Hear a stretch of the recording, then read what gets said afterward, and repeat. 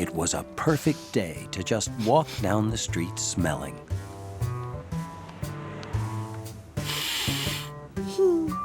So that's what George did.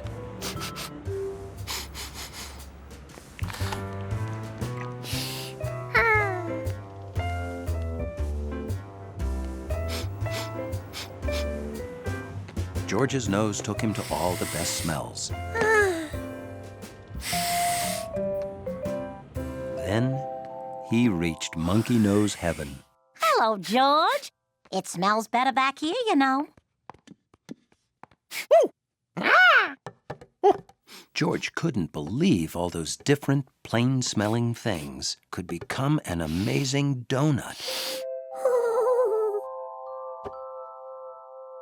George was wondering what kind of magic donut makers knew when his ears got in the way of his nose.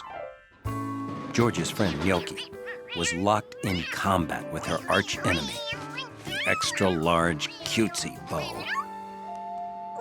George didn't understand Tabby, but he listened politely.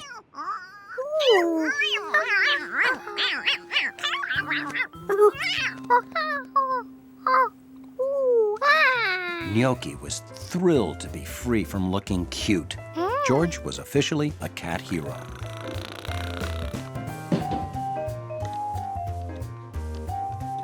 George almost forgot he was smelling today.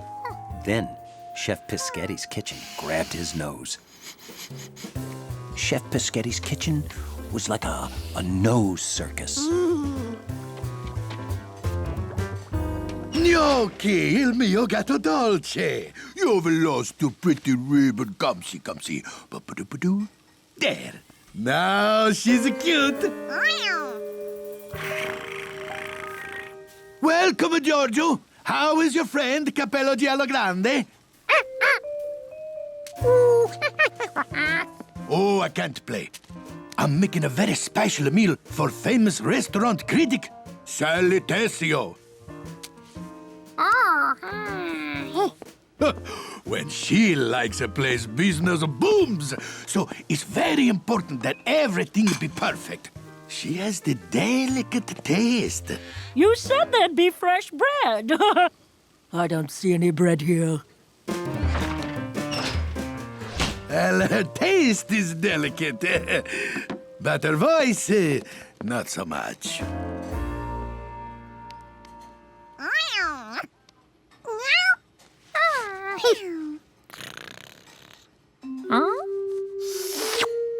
This hard stuff was spaghetti? Didn't smell like anything.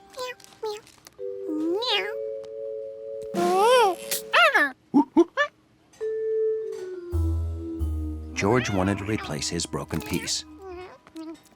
He'd seen the chef put the rest of it in the pot. It didn't smell like much, and the steam coming out was hot. George had to be careful.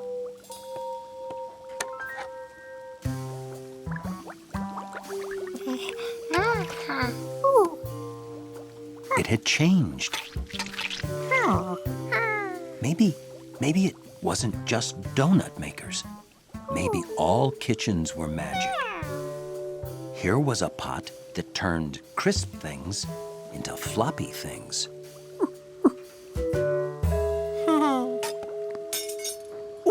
What else could it turn floppy? A soft, floppy egg. That'd be funny.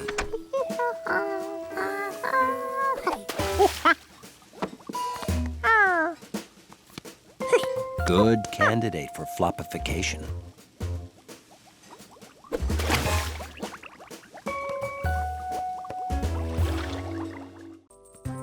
Hunley, the doorman's dachshund, loved his lobby to be clean and organized, just like him. Good morning, Hunley. Don't you look very shiny and sleek today?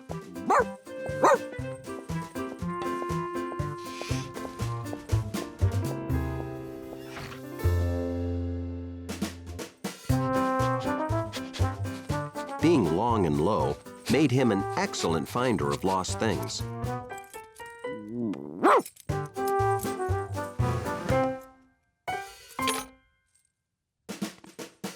my keys. Thank you, Hundley.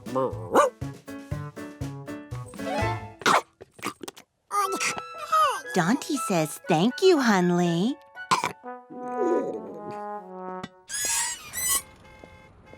Having sharp hearing made him an excellent squeak detector.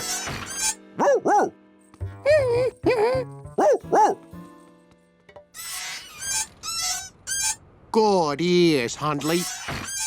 A doorman's door must look and sound perfect at all times. And his uniform must be spotless.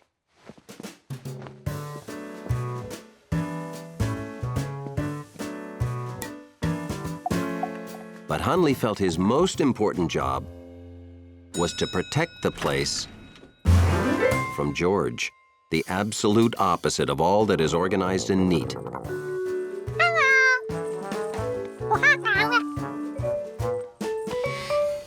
Package for 217. Let's go, Hundley. 217.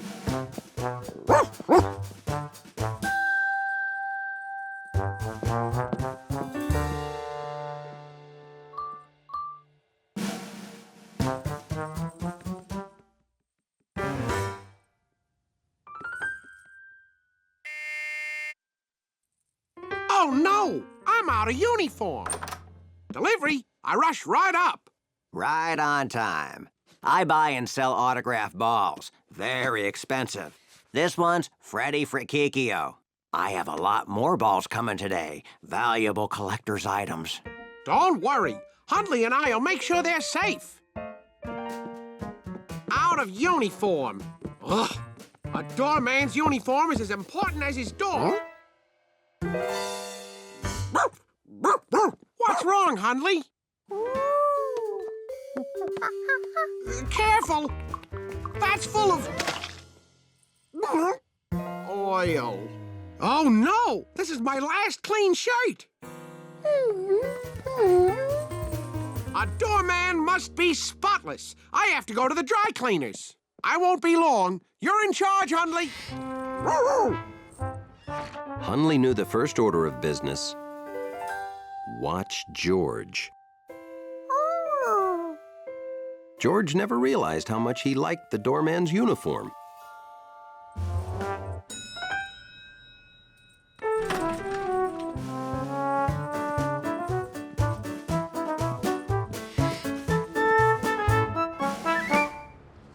Hundley had never gotten a salute before. He must have been doing an exceptionally good job.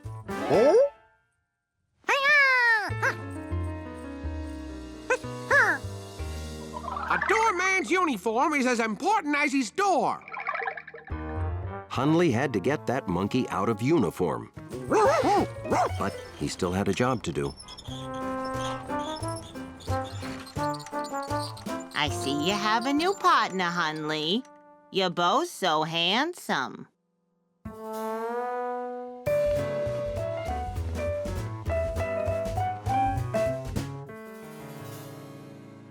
Time is of the essence. How quickly can you clean an oil stain? An oil stain about this size? An oil stain exactly that size. That exact oil stain. I have no idea until I try. Then try. I can wait because I know Hundley will keep the lobby in perfect order. Hundley tried to get the coat off George.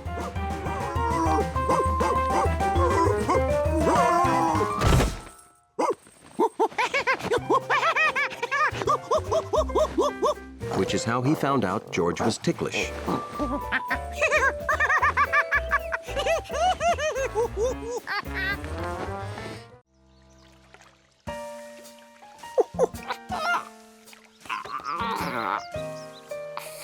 One thing George liked about Lake Wanasink Lake was that he never felt alone, even when he couldn't see other animals. He could tell they were out there.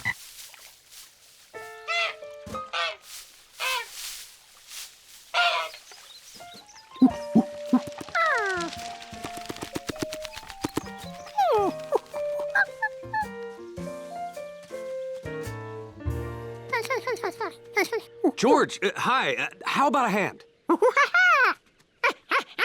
Yeah, I'm preparing an exhibit on local wildlife for the Town Nature Society, and the baby alligator lizard I was studying just disappeared. Oh,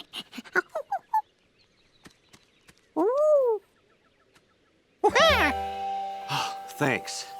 Have fun at the lake?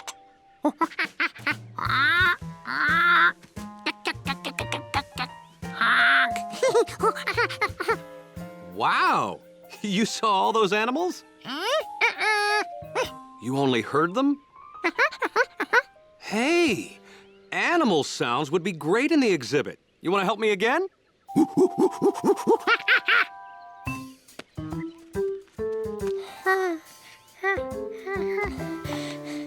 Okay, just point the microphone toward the sound till you hear it nice and loud in the headphones. Then, push this red button to record it. Remember, the closer you are to an animal, the louder it gets. But don't get too close.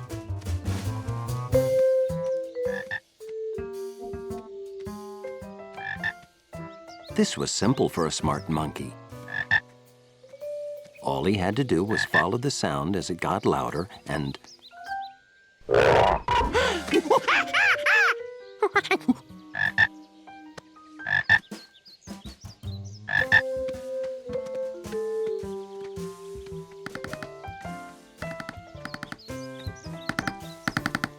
He tracked one woodpecker and thought he heard a second one.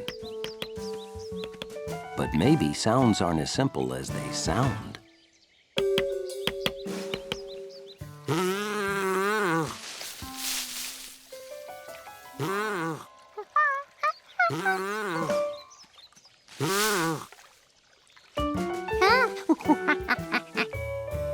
George was collecting pictures of all the sounds he had heard outside. Then he heard a new one, inside. George knew how to track a sound. This was different. It got louder,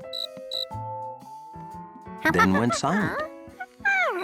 Then it was far away again. This called for a second opinion. 151, 152. Wait. Oh, hi, George. Yeah, can you wait till I'm done with the moth census? Okay, I'm coming.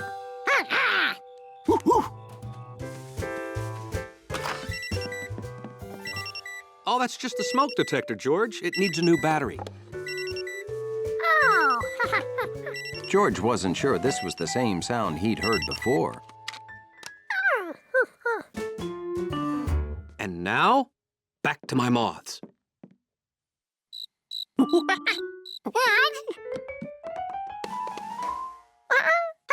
There it was again, and it didn't come from the smoke detector.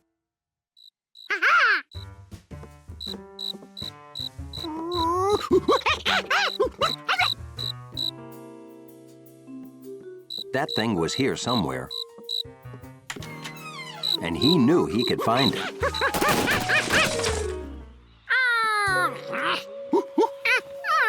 Of course, it must have gone out the window.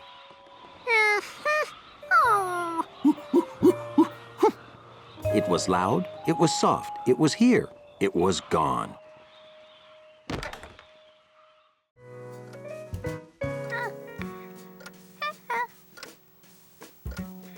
George had been counting the minutes all morning. He could hardly wait.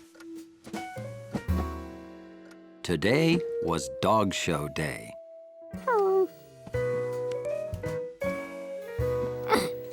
Looking forward to seeing your first dog show, George? Dog show. The idea of dogs putting on a show sounded better than anything he'd ever heard. If that's Professor Wiseman, would you please let her in?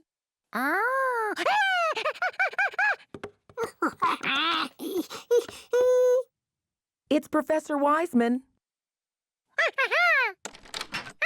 Oh, hello, George. Ready to go? Ready? I have never seen him so excited. I can't go, remember? I have to finish crunching these numbers.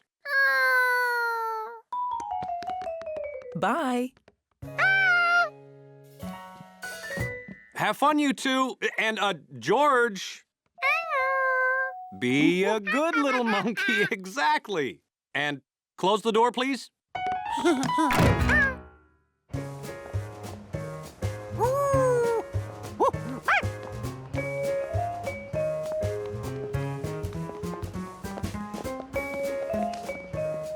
George got more and more excited until the show began. And he found out that a dog show wasn't dogs putting on a show. It was people showing their dogs to each other.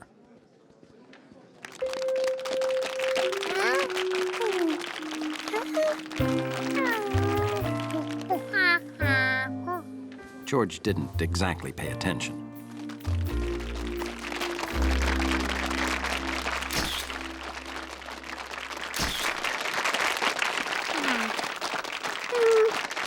How'd you enjoy the show, George? Aren't all the different breeds fascinating? Would you like to see the winners up close?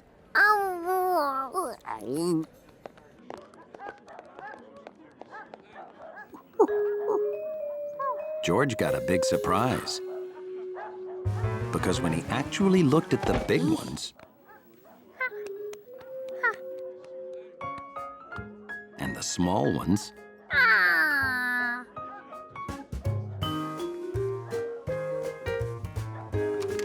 and the crazily hairy ones,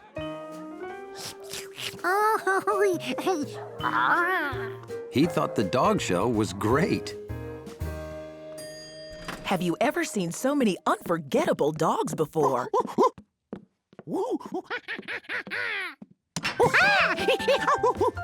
Okay.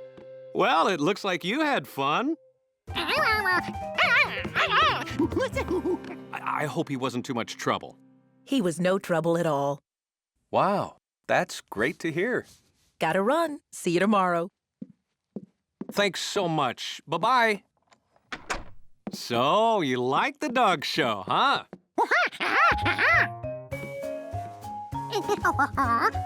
George wanted to tell the man about all the unforgettable dogs he saw.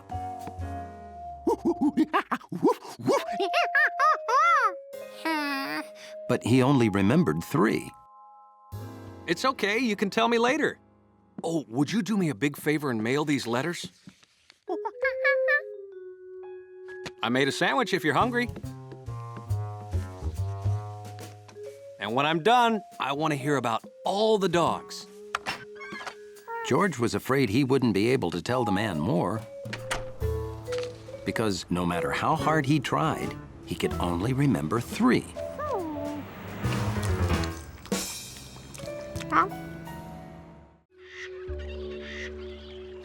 It was a perfect day to explore Lake Wanasink Lake. Bill called it picture perfect. You know, George, nature photography requires skill, patience, and timing.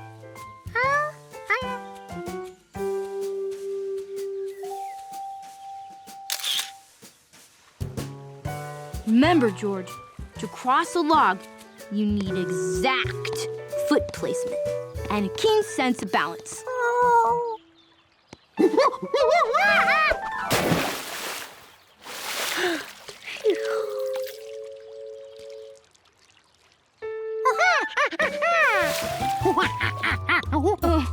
Those are tadpoles, George. A common form of pond life. I guess a city kid like you never sees any real wildlife, huh? Hey, why don't we take some back home and observe their growth? While collecting tadpoles, both proper net control and collecting jar placement are crucial.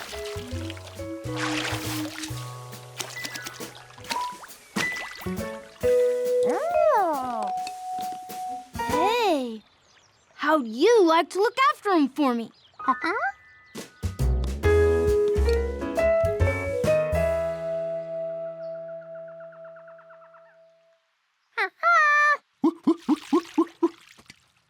Do the tadpoles like the lettuce I boiled for them? Now remember, I want you to watch them closely for me.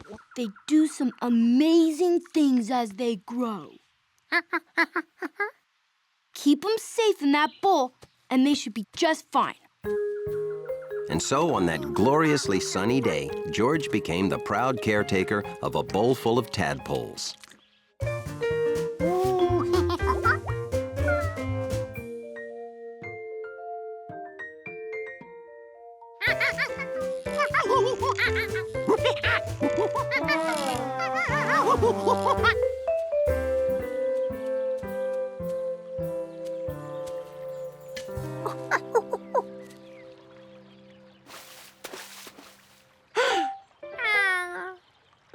The tadpole's bowl was small. George thought they deserved to stretch their, well, whatever a tadpole stretches, and decided to let them enjoy a quick swim in the lagoon while he went to get their lunch.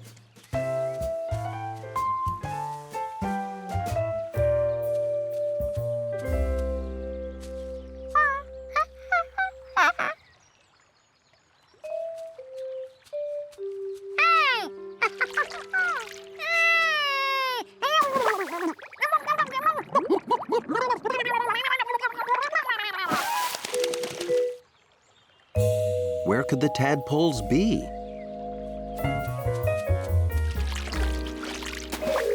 What would he tell Bill? Hey, George! Lagoon exploration is fascinating, isn't it? Oh, by the way, how are my tadpoles doing? See you soon!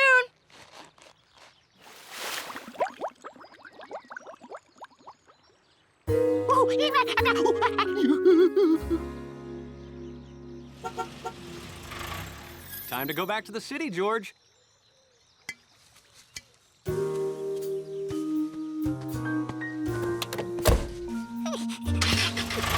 George hoped the tadpoles would be okay without a monkey to feed or protect them.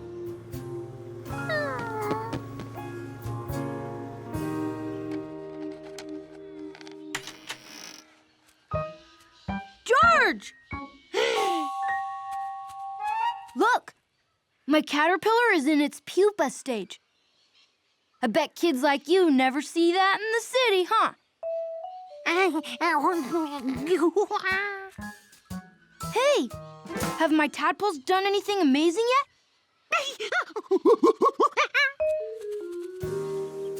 Weeks went by before George returned to the lake. George still couldn't find the tadpoles, but they had to be in the lagoon. Unless...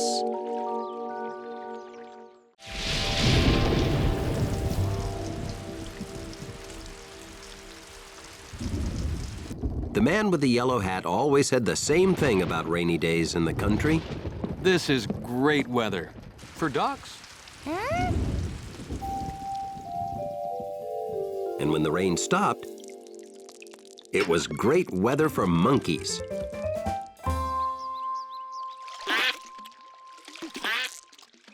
Mud that sounded like a duck when he squished it. Yes, it was duck mud.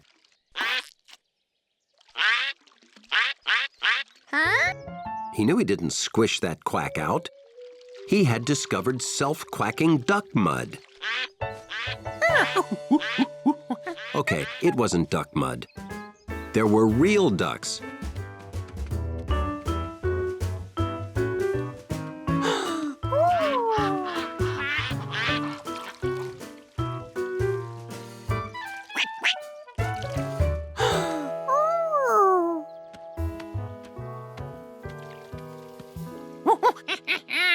Puddle ducks.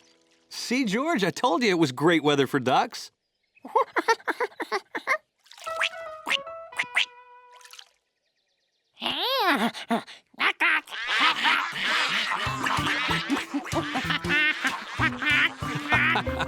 You're gonna be busy, George. Have fun. Jumpy Squirrel suddenly became aware of two things. The rain had stopped, And that hairy duck looked familiar.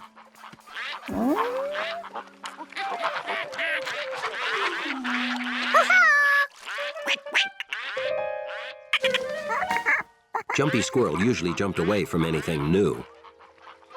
Peking Duck was the same way. Maybe that's why they became good friends instantly.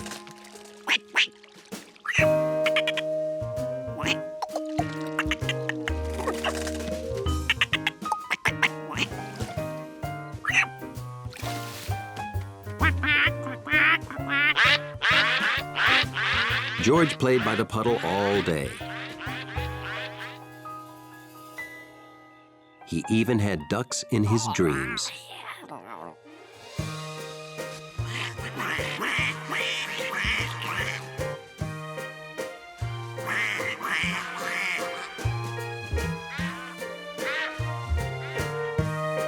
I always knew you were meant to be a duck. Have a nice flight.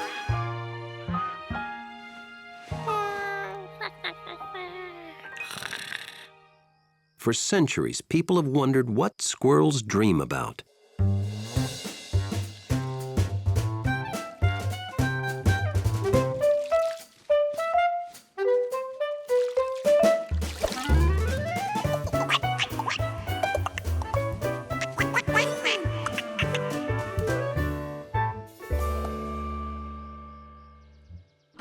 The next morning, George raced out for another day with puddle ducks. Something was wrong. The puddle was smaller, a lot smaller.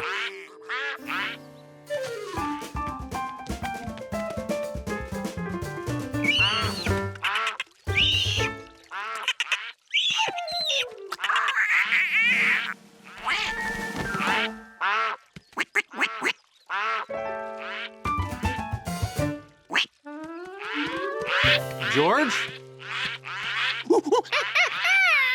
Wow, that puddle sure shrunk. Well, puddles soak into the ground. They don't last forever.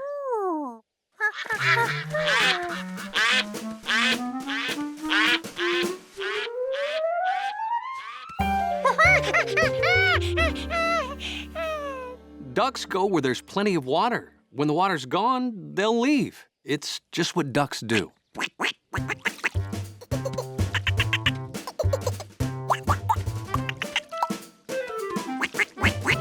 You want to come with me to mend fences at the Rankins? Or play with the ducks before they go? For a professional lobby dog like Hunley, it's nice to catch a nap when the lobby is peaceful. But when George lives in your building, guarding against monkey mishaps is always more important than sleep. Good morning. Headed out to have fun? No, going to Dr. Baker for my annual checkup.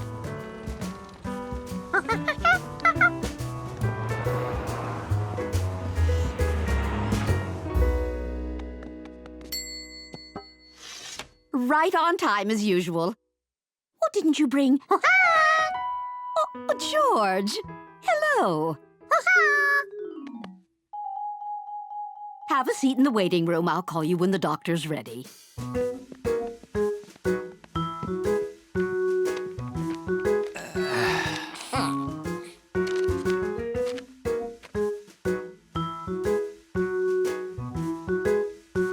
George learned that the thing you need most in a doctor's waiting room is patience.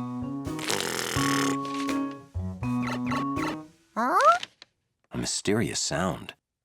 George listened as quietly as he could. Dr. Baker will see you now. Oh, great. Come on, George. We're finally getting out of the waiting room.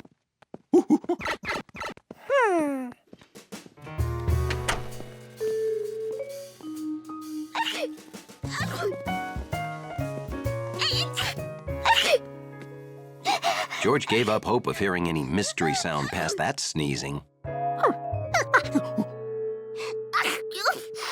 I'm still waiting for Dr. Gesund. Well, I'm sure he'll be right with you.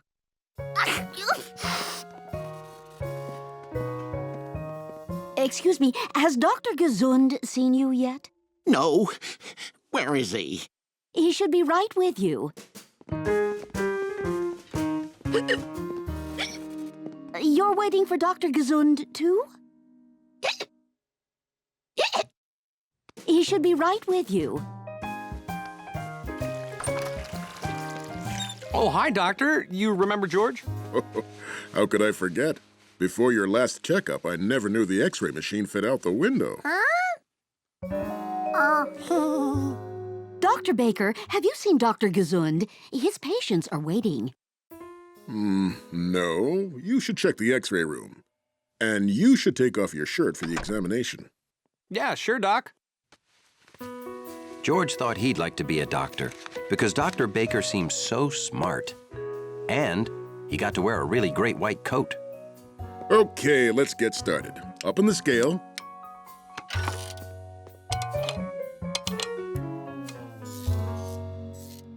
Whoa, I think you need to cut out the desserts. You've gained some weight. What? I have maybe one donut a month. I run marathons. It's impossible.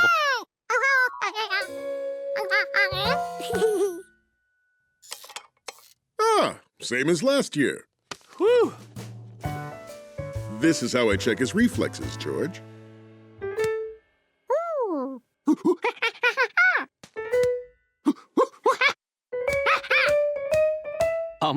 My knee's starting to get sore. Oh, sorry. I never get to play with a monkey. Dr. Gesund...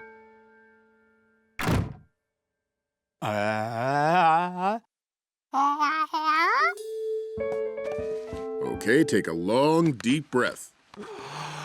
I don't like the sound of that breathing. No, George was... Whoa.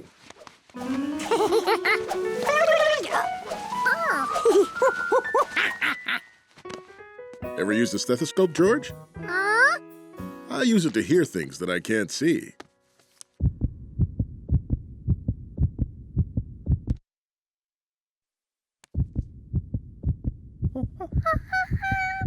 That's the sound of my heart.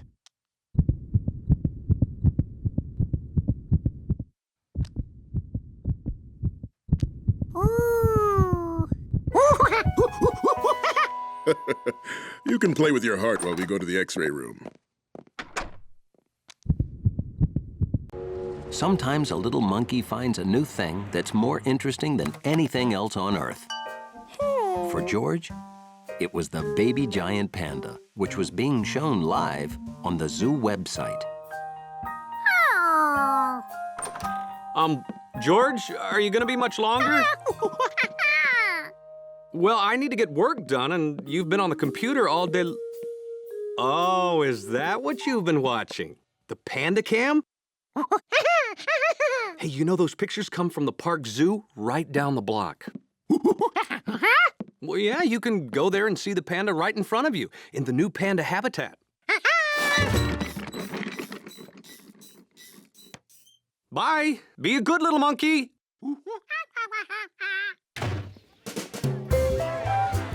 There was one thing on George's mind.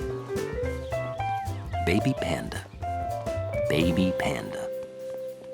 Baby panda.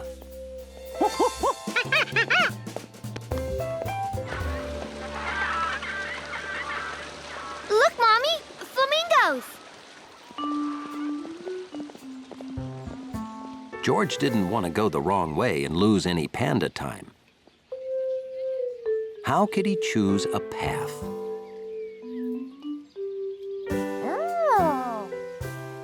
A nice big map.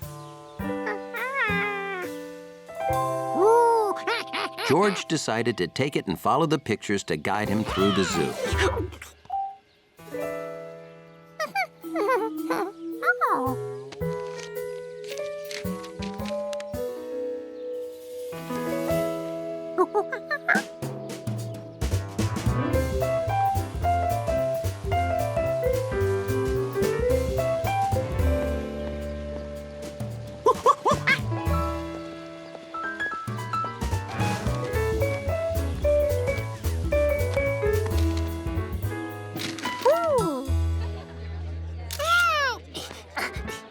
he'd found the pandas.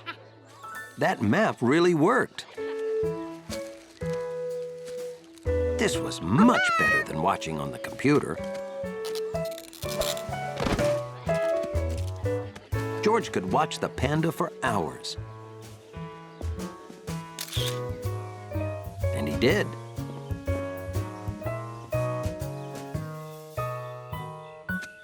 Until he felt like that baby would never get any leaves to eat.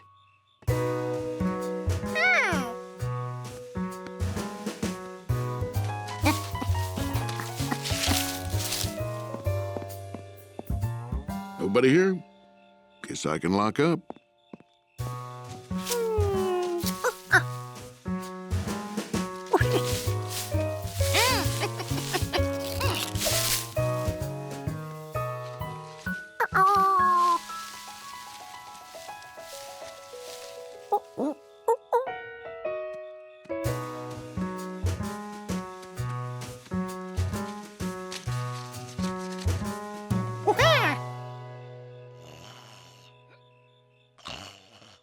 Time flies when you're watching pandas.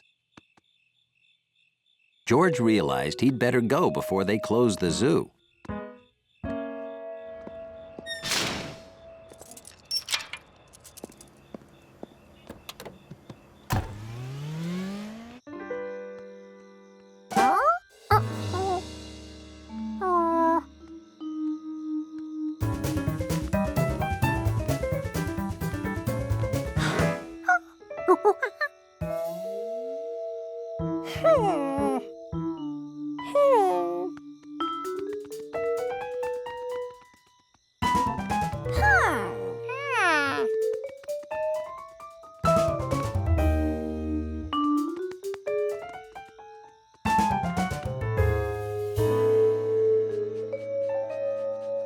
The paths were too confusing.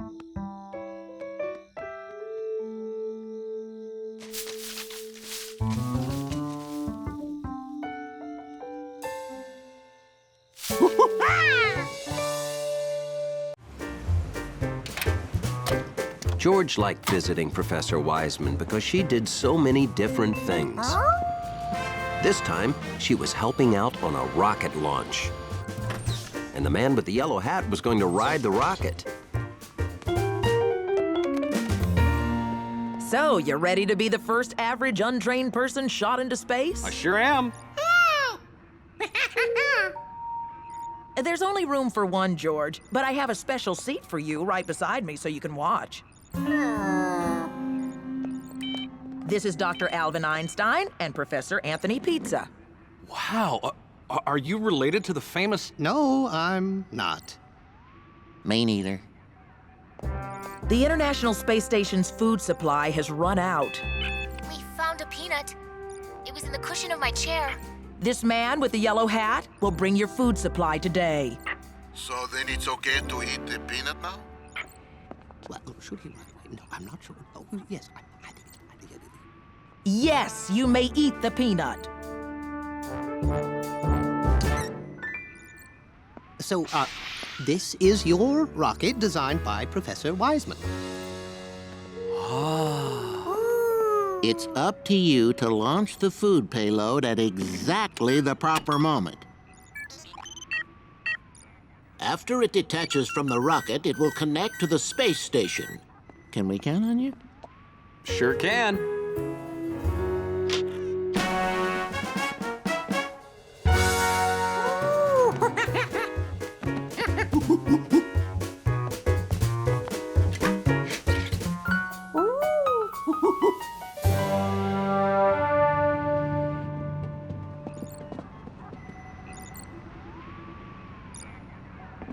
Professor Pizza and I are loading extra experiments you'll deliver with the food.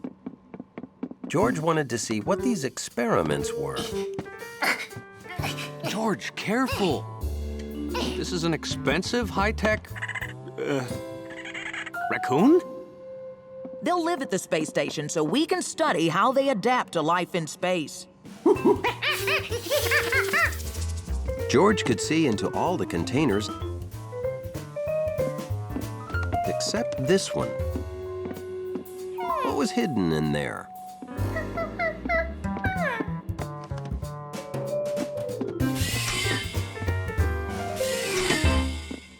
Show him the most important part.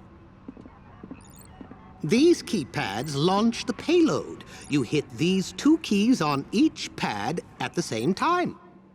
On all 4 at the same time? Yes, at the exact moment the rocket passes the space station.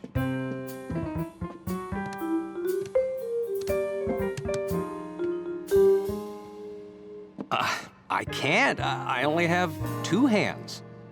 The keypads were Pizza's idea. The raccoon was my idea. The 4 keypads was yours. Oh, here we go. Check your memos. I specifically remembered when you came up with the 4 keypads.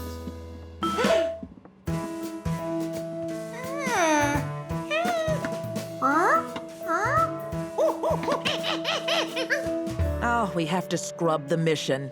Or find an astronaut with 4 hands. Hey.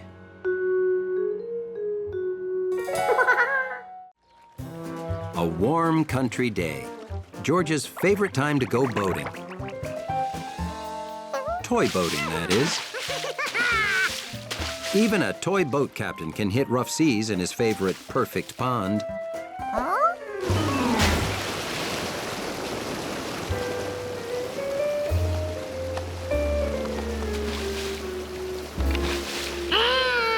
Sea captains don't cry, they make repairs. Or ask a friend to. I can have it fixed for you first thing tomorrow morning, Captain.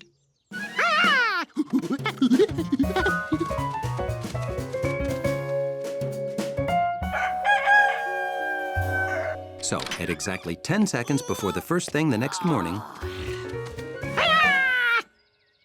Right on time.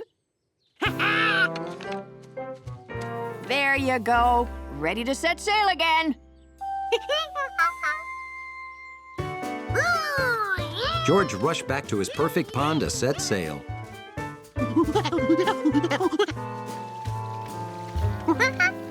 Now he had a boat, but no pond, and the creek was only a trickle. Where could a whole pond go? He didn't find his pond, but he found a strange wall in the creek.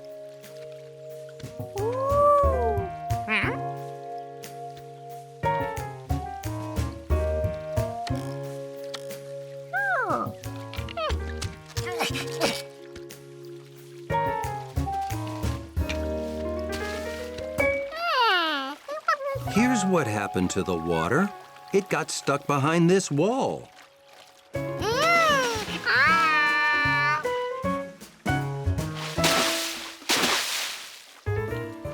Hey, George!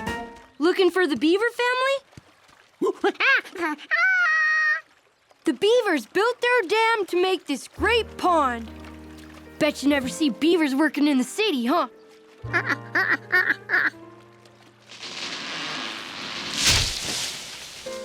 Yep, that's them now, working in the woods.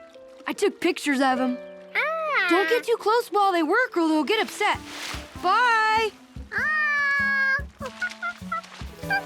So these were the beavers.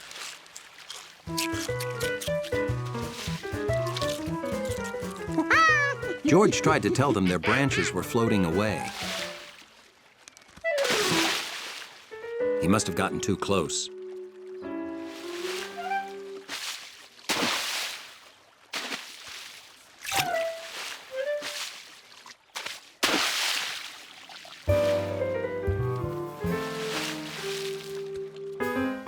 If the beavers didn't want him watching, he'd just sail his boat.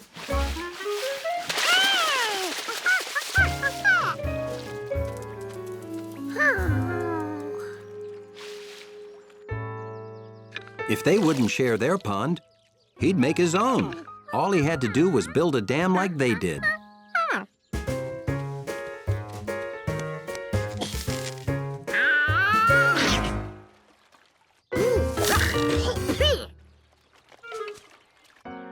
There must be an easier way to get wood for a monkey dam.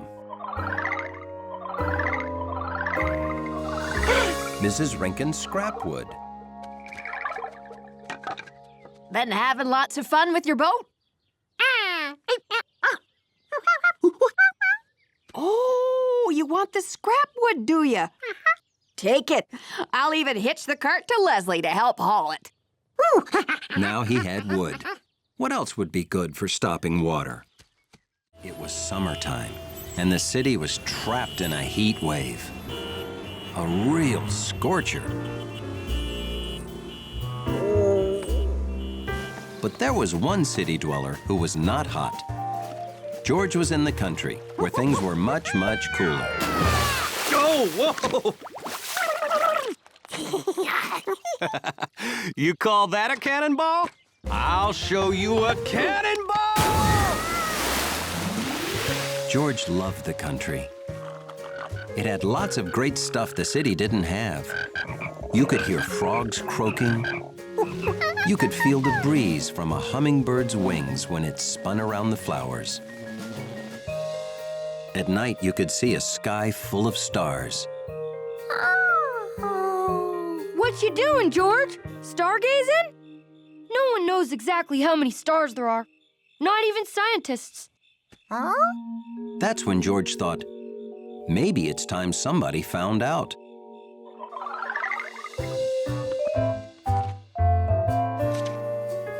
And since scientists would probably be very grateful, George decided he was just the monkey to count all the stars. The most important rule in star counting was keeping track. George marked each star down on his pad.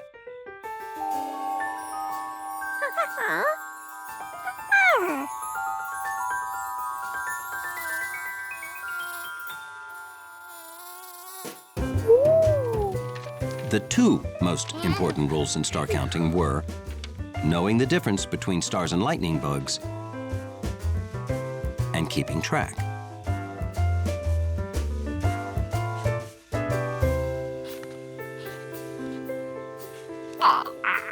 Third rule, the other two rules don't matter if you don't stay awake.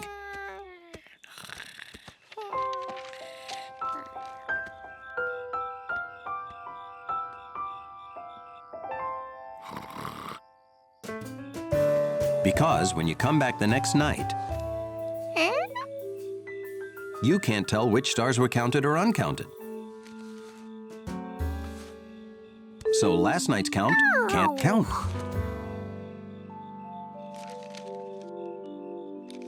And you have to start all over. The only solution, counting them all fast before you fall asleep. Like this. 1, 2, 3, 4, 5. 1, 2, 3, 4, 5. 1, 2, 3, 4, 5. 1, 2, 3, 4, 5.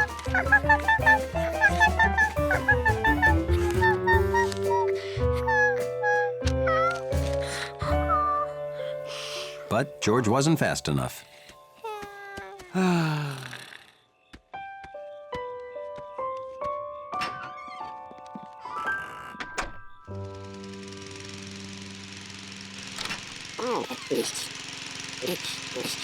Morning, fellas! Oh, hi, Bill. George was up late counting stars. Too bad you can't count them now, huh? They're always there, you know. We just can't see them on account of the sun being so bright. George wasn't so sure about that. He wondered what really happened to stars during the day. Maybe they slept. Or maybe they got blown out like candles. Then again, maybe there was a guy named Lenny who just pulled a switch. Wherever they went, you can't count something that isn't there. George wasn't gonna quit. There had to be a way to count stars and go to sleep too. He just had to figure it out.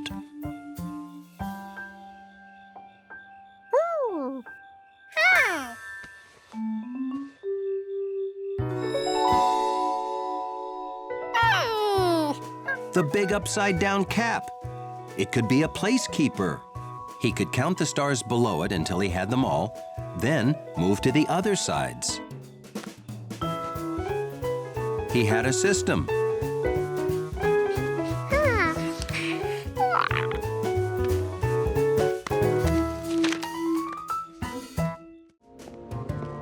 To Hundley, nothing beat being a wiener dog on a sunny day.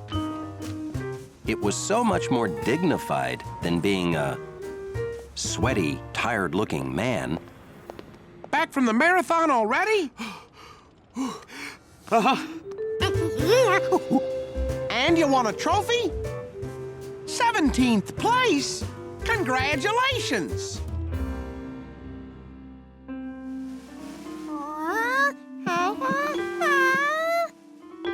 Steady now. Push that button.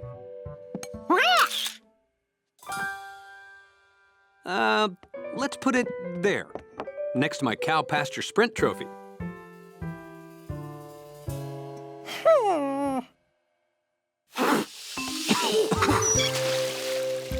Trophies make it hard to forget things you've done because you have to keep cleaning them.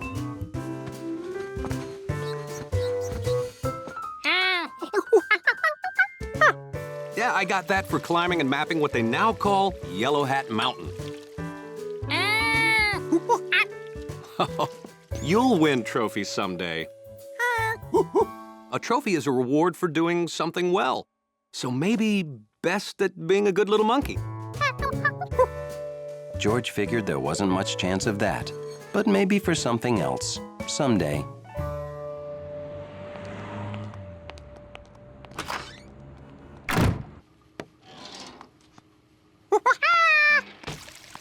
Oh, hi, Giorgio. Oh, say, you know, I've got no help today. Could you,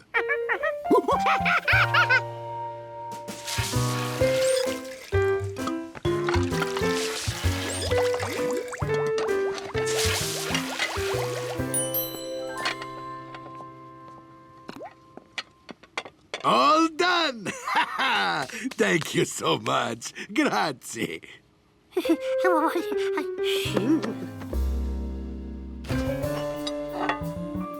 My new dessert, the ice cream gnocchi, for you, Giorgio. Consider it the Helpful Monkey Award. My thank you for a job well done. This plate of ice cream was George's first trophy. A trophy is a reward for doing something well.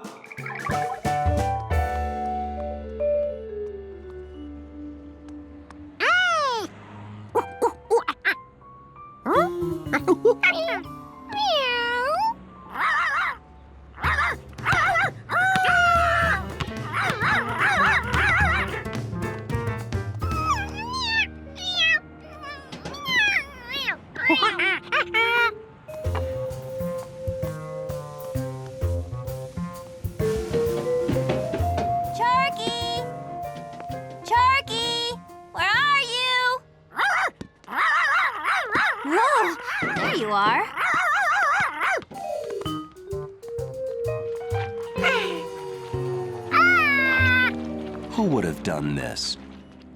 It's just mean to melt a guy's Helpful Monkey Award. Giorgio, what did you do? Leave your ice cream gnocchi in the sun?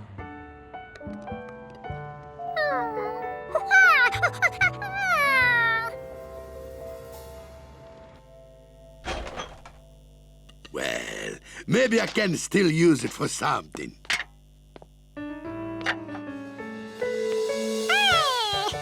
This time, don't leave it in the sun where it'll melt. George now knew he had to keep his trophy out of the sun.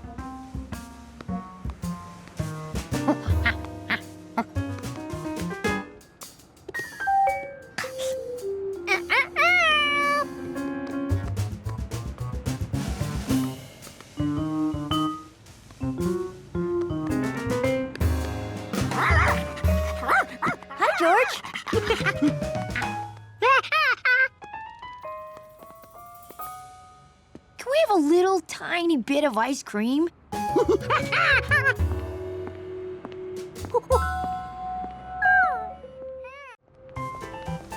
It had been a particularly rewarding day at the going-out-of-business store. George couldn't imagine how this day could get any better. Or maybe it could. Mabel's department store had added a fresh, homemade candy counter.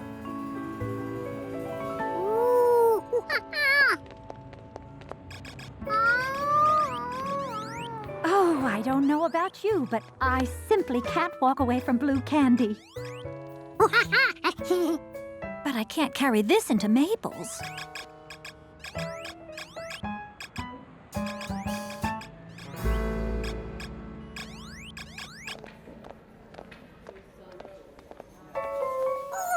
The pyramid sort of enhances the pinkness, don't you think?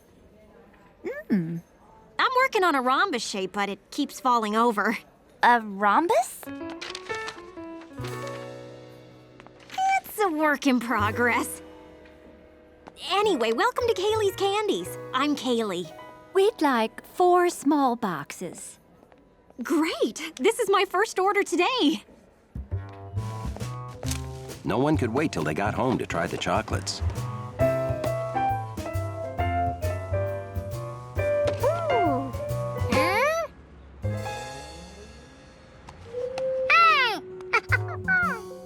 Hey, George's box has 4, not 6. You got shortchanged. He can have 2 of mine. I just wanted to taste anyway. So can I have your other 3? George didn't think it was fair for anyone to sacrifice. There was only one right thing to do.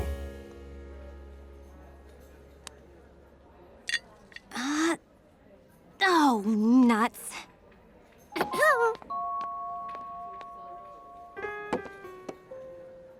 Oh, you want to buy 2 more? You're missing 2. How do I know you didn't eat them? You most certainly haven't eaten any chocolate. Boy, you sure have nice teeth. Pick any 2 you want. Sorry I shortchanged you. I put some of these boxes together at home and my cat distracts me.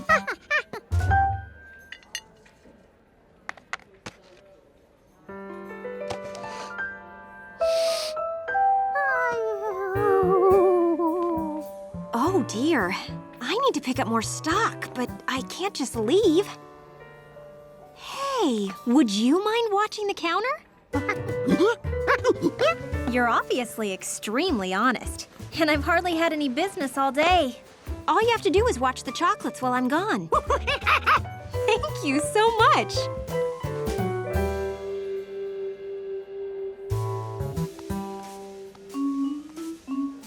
The mysterious rhombus.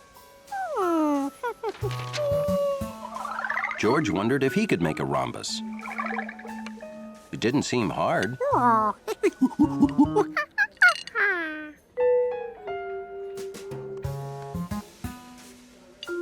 Why did other shapes stack better?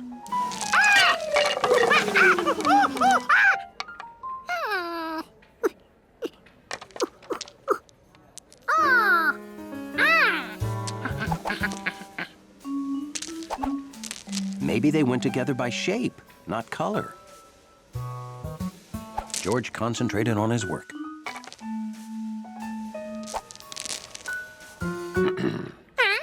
George hadn't expected any customers. I want a box of chocolates for my wife. Do you have mints? Are these mints? Well, what are those?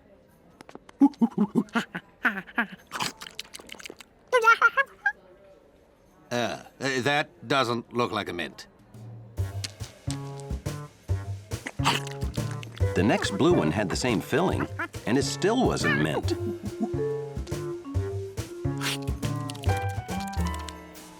Well, don't you have a flavor chart?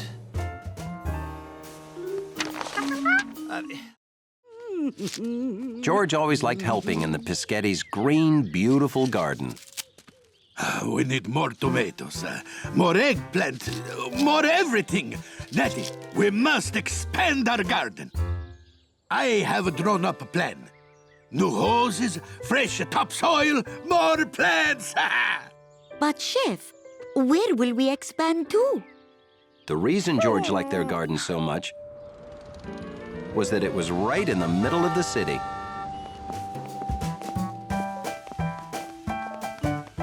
Hey, the reason you need more veggies is that you use so many to experiment. I must experiment. How else can I perfect my recipe for the perfect Giardino burger? I thought those two were great. Well, they were. But only great, not perfect. The firehouse picnic is in 1 hour. Can you get it perfect in 1 hour? I must, for I am Pisghetti! So, what's gonna make this perfect? Onion, garlic, onion. No, garlic.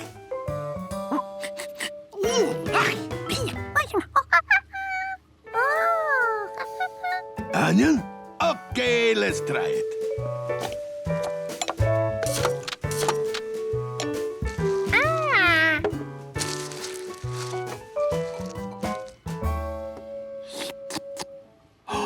Squisito. Oh, Giorgio, you have helped me find the perfect mixture.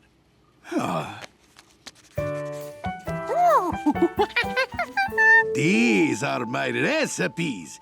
I write down how I make my food, so I can make it the same way every time. Happy with the recipe, Chef Pisghetti grilled a test burger. Wait, I left out the pepper. Where is my grinder? Nettie, come here. Tell me what you think of this. Be honest. All of my Giardino burger ingredients came from our garden, Giorgio. Taste it, taste it. See, this is perfect.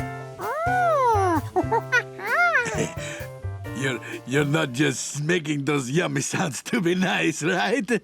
I'm your wife and he's a monkey. If we are not honest, who is?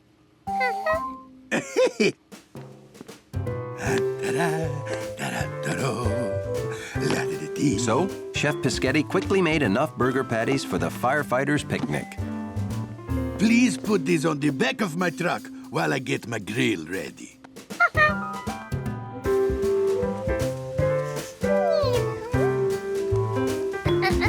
George put the box on the truck right outside the restaurant.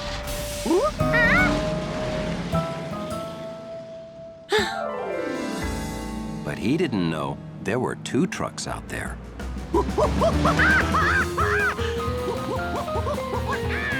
Hi! Hey! Look, there's a monkey waving at me. Monkeys are so friendly.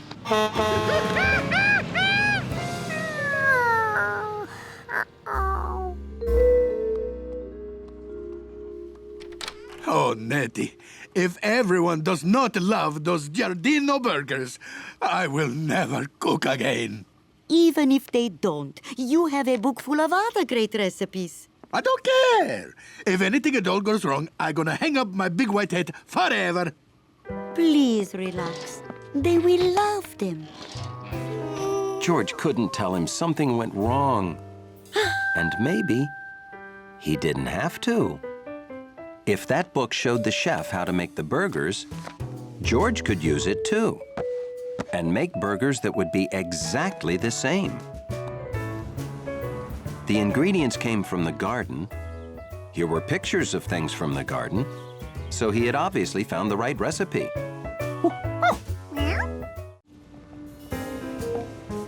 George couldn't recall ever seeing the man with the yellow hat looking like this.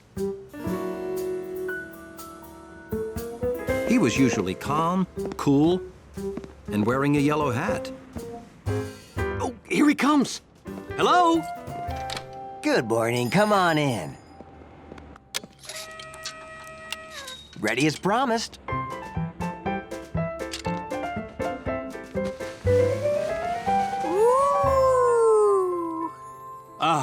It was worth living without it for 3 long days. I'd rather carry it myself, George. You're not gonna wear your hat?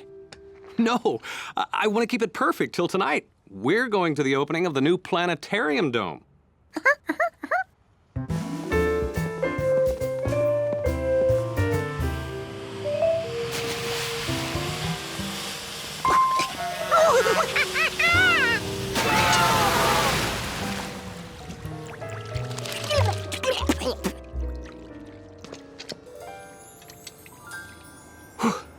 Thanks. Let's get home before anything happens to my perfect clean hat.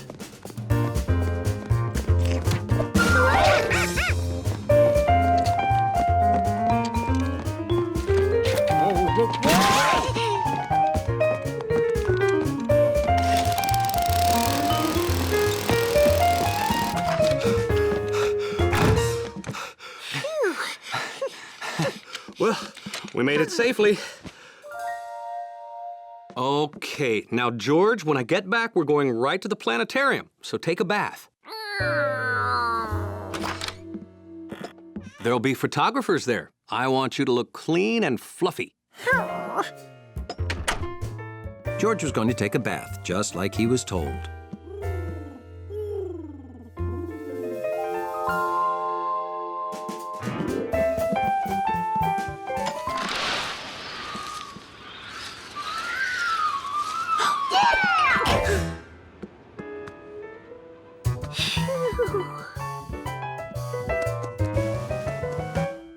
It sure was a perfect hat.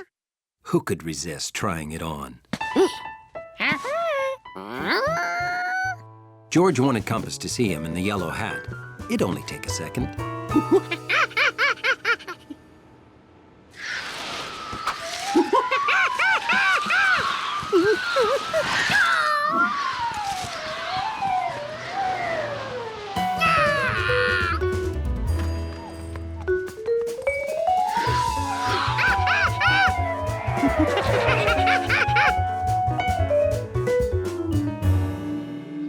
George saw the hat fly this way, but it disappeared.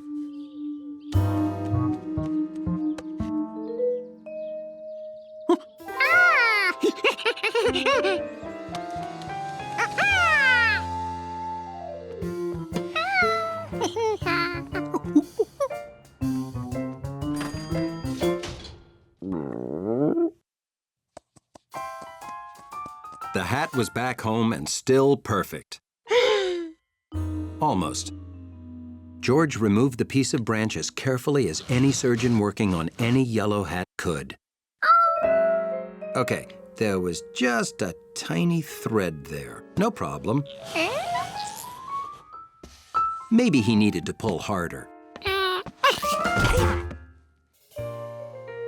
Or maybe it had to be cut off.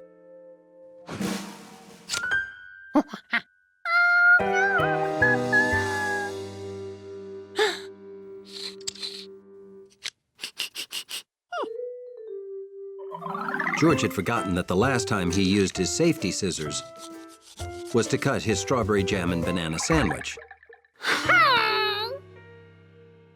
It was only a small smudge. All he had to do was clean it off.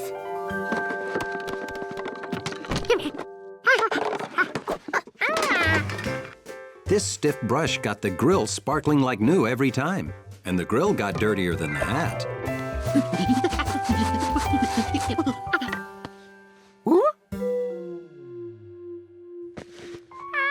He may have scrubbed too hard.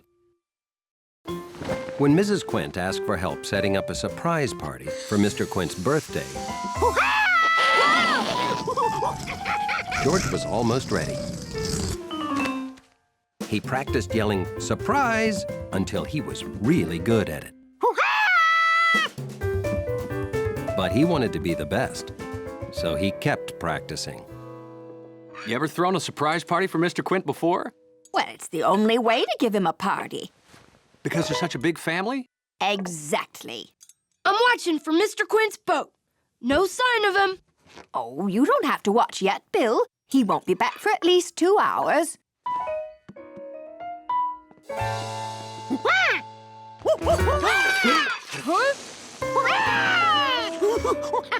Whoa! It's not my birthday, George. I'm not supposed to get surprised. He's home early. No! What do we do? Oh, take him to your house and keep him there till party time.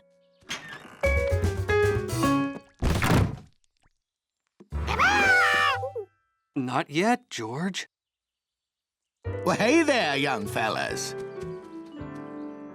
Ooh, looks like you sprung a leak. Bad luck today, huh? Well, not all bad. Got to see part of the river I never saw before. The bottom.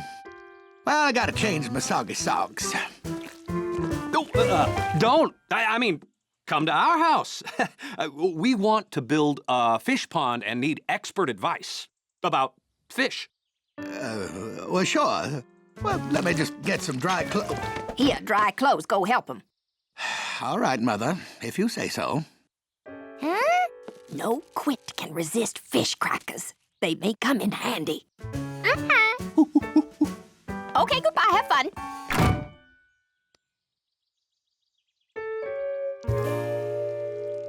So George and the man with the yellow hat kept Mr. Quint busy with lots of questions. What do you think? Well, if you make a pond that big, you can have almost any size fish. As George was about to ask exactly how many whales he could have, Mr. Quint's brother, Flint Quint, showed up. Hi! George, it's Mr. Quint's brother, the train station master. Hey, Clint, happy birthday. Hey, Flint, happy birthday. Oh, didn't you know the Quints were born together? So Flint can't know about the party either, okay? The Quints were twins. Now George had 2 people to yell surprise at. It couldn't get any better. Your wife said you needed help, so I came right over. Well, this here's fish business, not train, so you can weigh anchor. I'll meet you back at my house. Don't go! We want to know about running a train around the pond we're planning.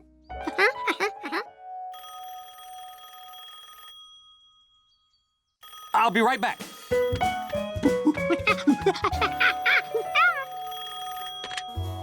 Hello? Oh, it's Mrs. Quint. Disaster. The bakery truck broke down, so they can't deliver the birthday cake. Don't worry, I can go pick it up. Oh, thank you. It's at Mr. Piscato's bakery over in Franklin Square. You can't run tracks across the pond. It'll scare the fish. Well, then we'll just have to tunnel. Guys, could you monkey sit for me while I run an errand? Sure. We'll just figure out the pond while you're gone.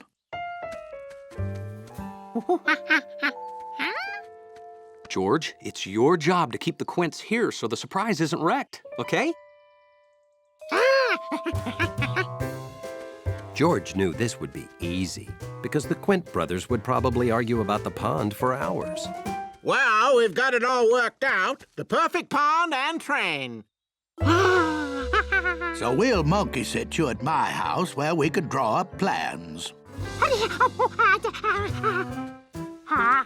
George had to keep the Quints here. It was important. The surprise.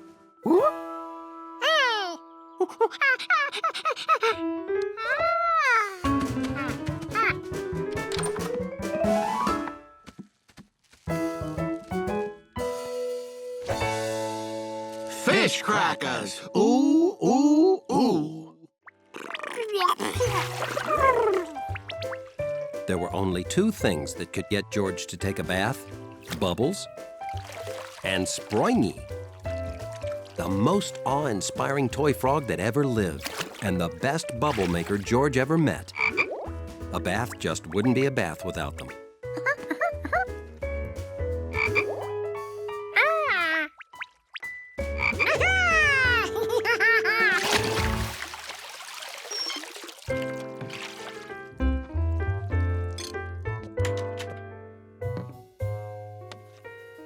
I wonder what this belongs to.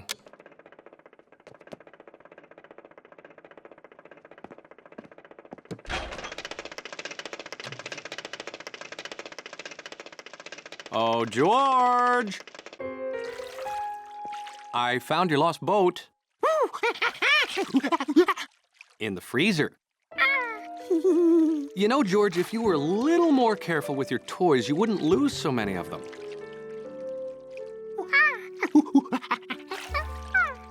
You almost ready to go to the park?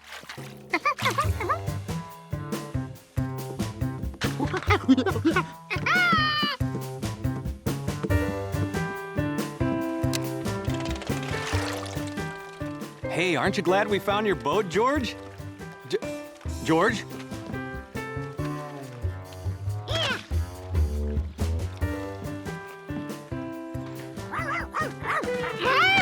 Sharky wanted to play in the mud, too.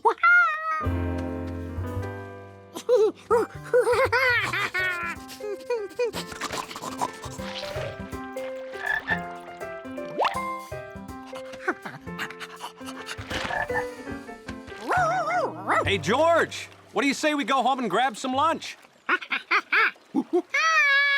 Maybe you should try and clean up a little bit before we go.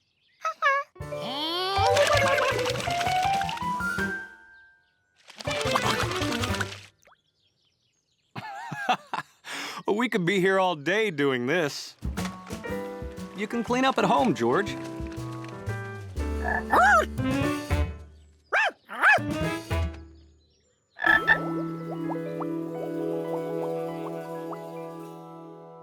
Okay, George, lunch is ready.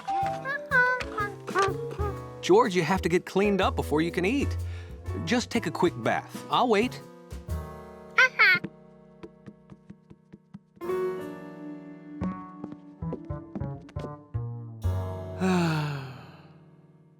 There were only two things that could get George to take a bath. Bubbles and Springy the Frog. George wondered where he could be. George? George, what is taking so long?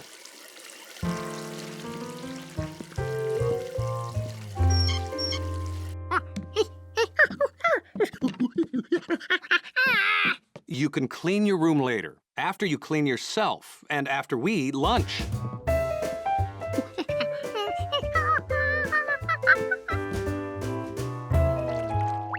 Hop in.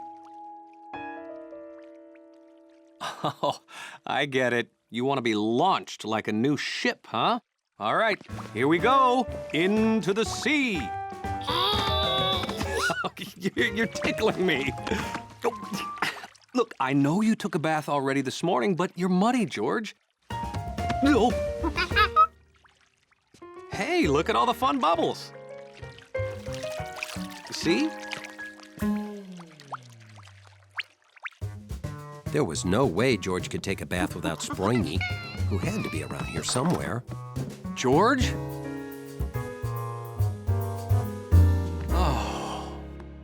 And there was no way George was going to admit he lost another toy. Who had to be here somewhere.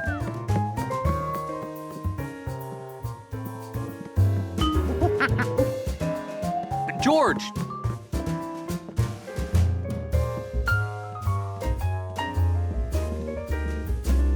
George!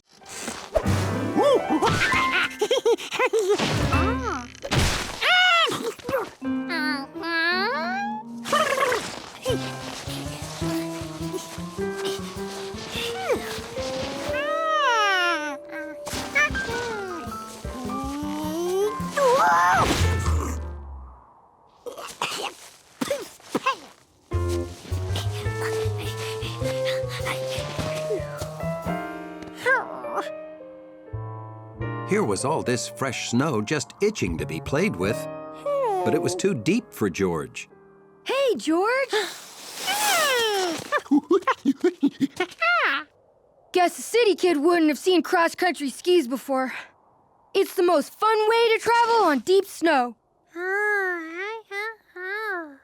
I've got an old pair of skis you can have. You want to come with me? This was fun.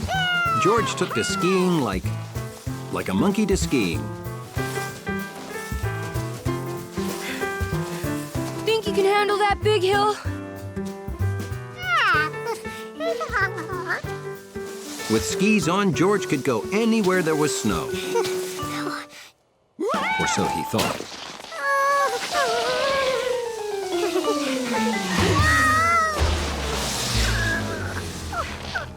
You can't attack a steep hill straight on like that, George.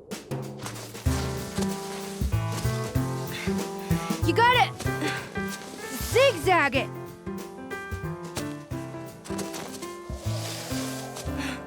When you stop, angle your skis like this so you don't slide back down.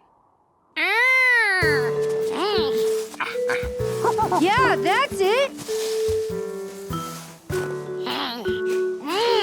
There you go, George. That's the way to do it.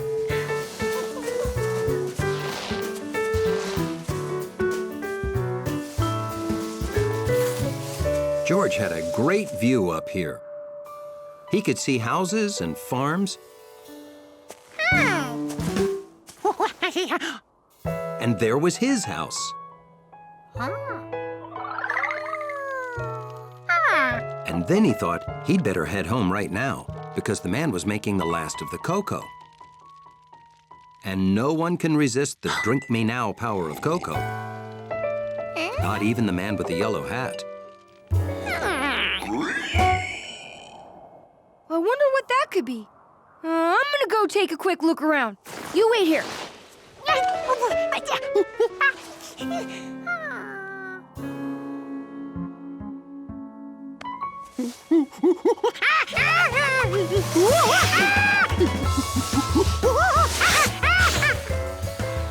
This wasn't good.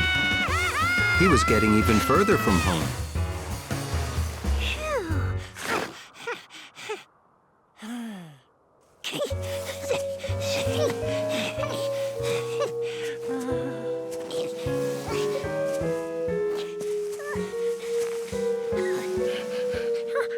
Hey, George! Down here! I couldn't find what made that sound. I'm heading home now. Have fun! At least it was all downhill from here.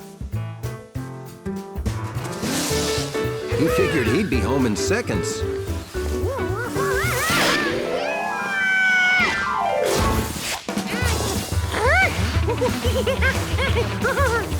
There had to be a way to get that ski.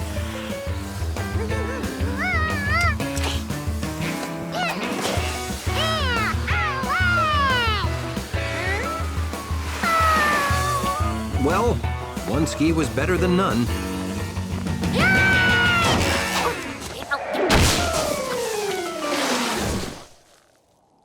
That was awesome.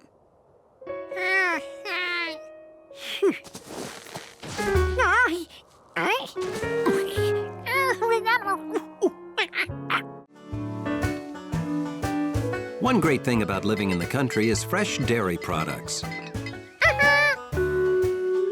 Morning, Mr. Ankins. And to George, one great thing about fresh dairy products was the cows.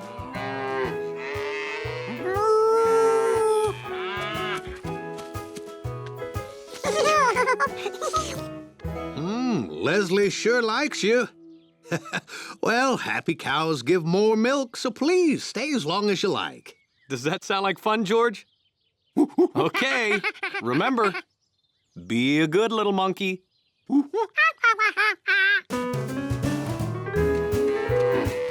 George really liked cows.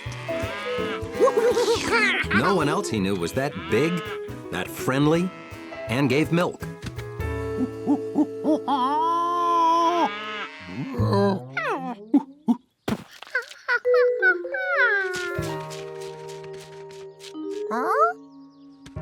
It seemed like Jumpy Squirrel must have had food stored everywhere.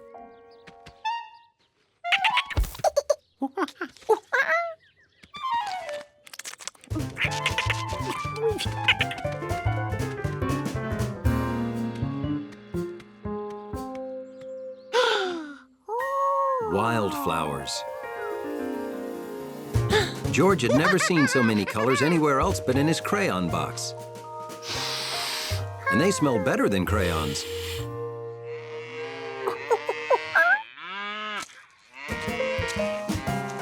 George wanted to share his discovery. After all, who doesn't like to smell nice flowers?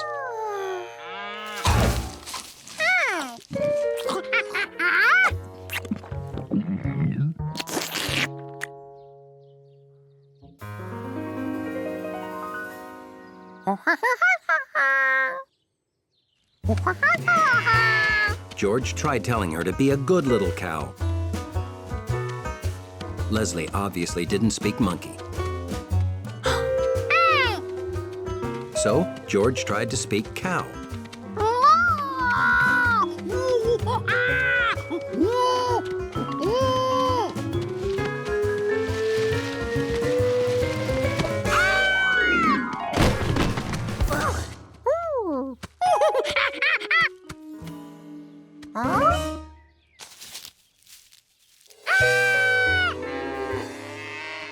More cows were coming.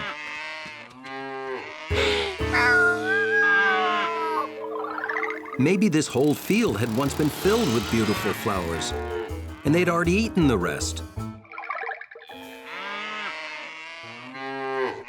George had to act fast before these flowers became a big bovine buffet.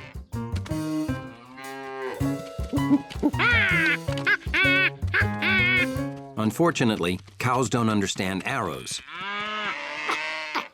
He tried to distract them by juggling apples. But the cows ate his act. So George borrowed an old scarecrow and turned it into a frightening scare cow.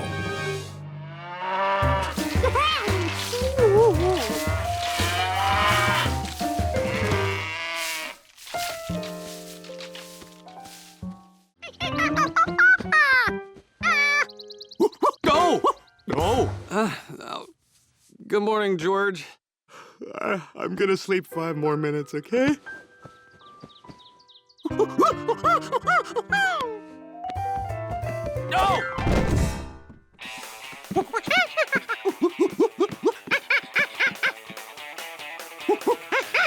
Yes, sorry. This here roller coaster whips and snaps you around hairpin turns at 70 miles per hour. So come on down to Zany Island and ride the Turbo Python 3000. That's Captain's orders. Well, that looks very exciting, George. Anyway, we have a lot of errands to run today. I gotta...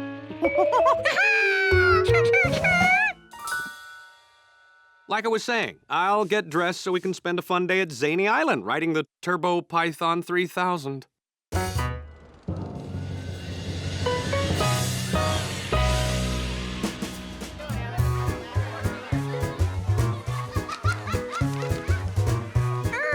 Now, don't eat all that licorice at once, okay, George? Huh? Hi, Steve. Betsy? Hi, George.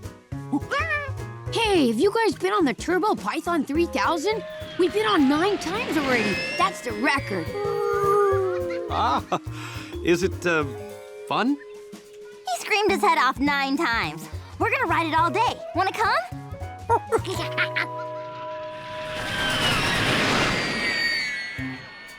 Everyone was excited about riding the Turbo Python 3000. Except the man with the yellow hat. He was afraid of roller coasters and remembered the first and last time he rode a roller coaster. It was so long ago, he was just the boy with the yellow hat.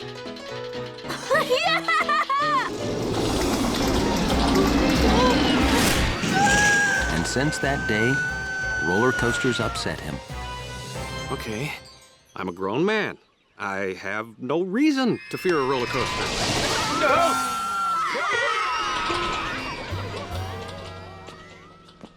Enjoy the ride, George. Whew. I am thirsty.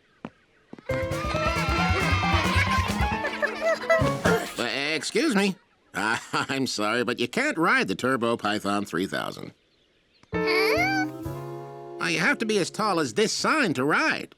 And, you're not. Sorry, pal. That goes for you, too, son.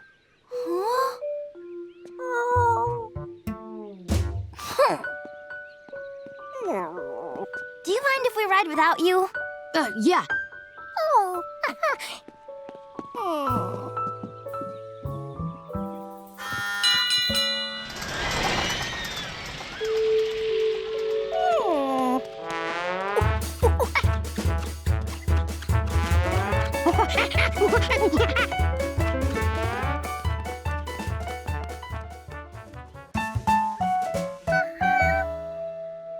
Sorry, I measure to the top of a head, not the top of a hat.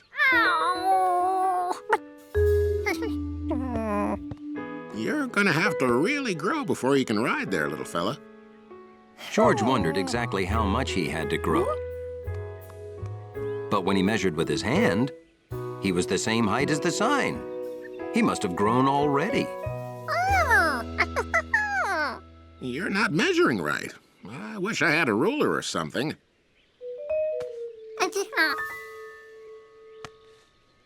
Let's see. 1, 2, 3, 4, 5. Well, the sign is 5 licorice whips tall, and you are 1, 2, 3, 4 licorice whips tall. You can come back when you're grown one more licorice whip tall. And until then, enjoy the rest of the park.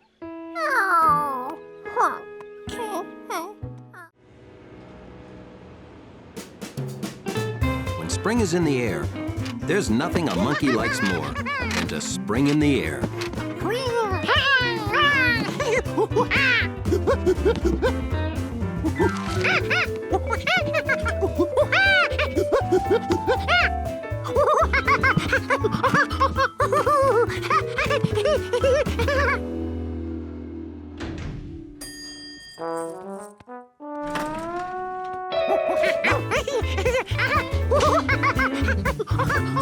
To keep his lobby orderly, Hunley always kept a close eye on George.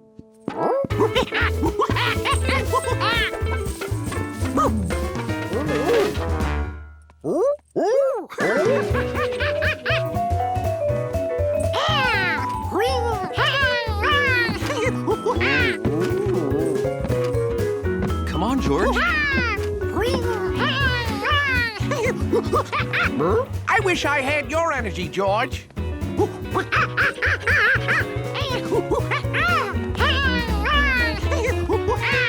Just watching George made Hunley tired.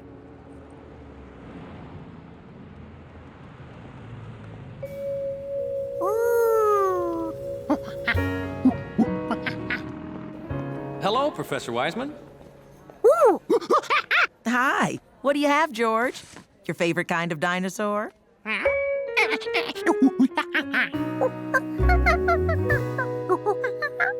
Oh, that's your favorite. But they're the same. Those are the bones that would be inside that. You know, same as the bones in you.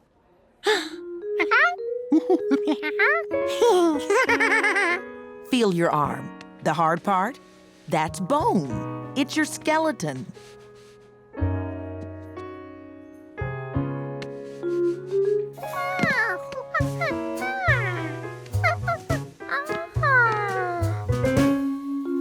Now that he knew he had one of those under his face, George had to see the T-Rex skull up close.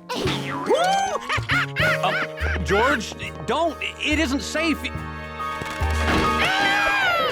Oh. Are you okay?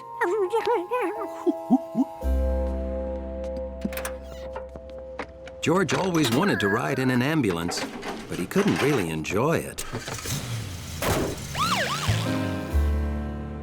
At the hospital, Dr. Baker decided they needed to see George's leg bone by taking an X-ray.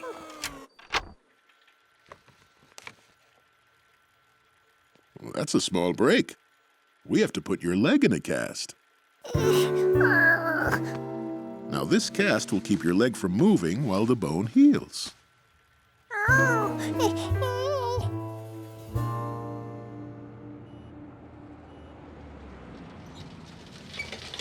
Hey, that looks like George. Hunley knew what to do when he heard that name.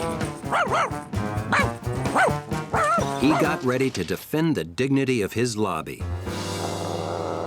Poor little guy. Is he all right? Oh, yeah, but he's gonna be out of action for weeks. No jumping. No noise.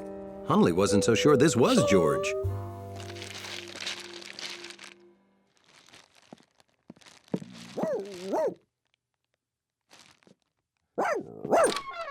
Well, hello.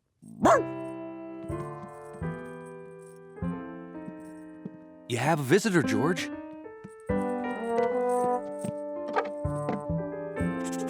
It was George, all right. No one else in the building smelled like that. Hello? Hunley come up here? Yeah, we're in George's room. You know, in the lobby, Hunley pays more attention to George than anyone. That's friendship. Hunley could keep George company when you go to work. I'd excuse him from his lobby duties. George, would you like Hunley to be your monkey sitter?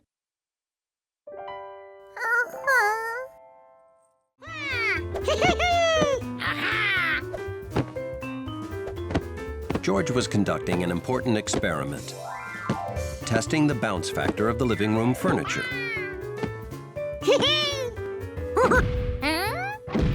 This part of the couch made a different sound.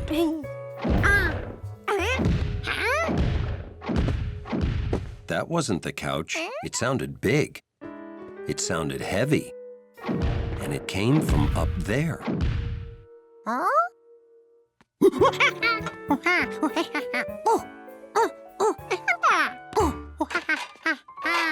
You must have heard our new neighbor walking around. He moved in last week.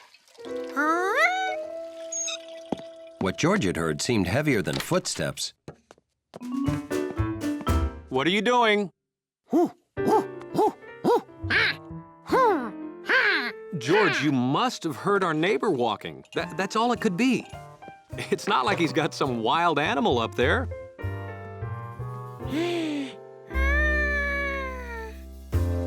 The man with the yellow hat lived with George, so why couldn't the new neighbor live with an animal?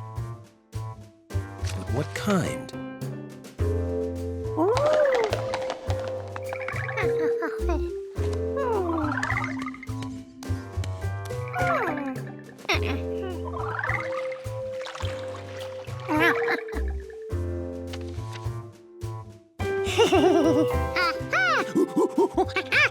Of course, the new neighbor had brought home an elephant.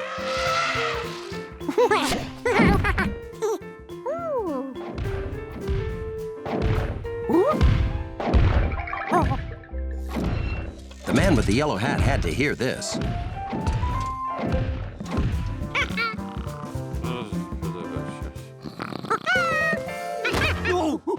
George?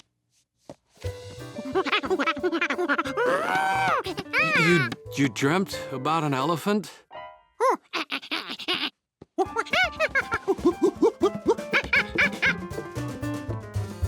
Shh. Oh,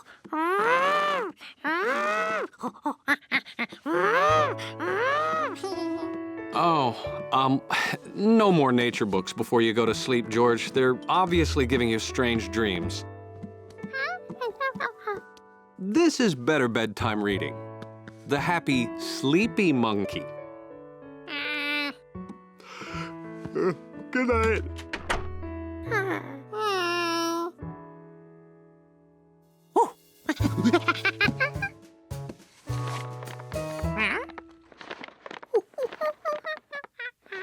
This new sound certainly wasn't an elephant walking around. It was an elephant that was doing what?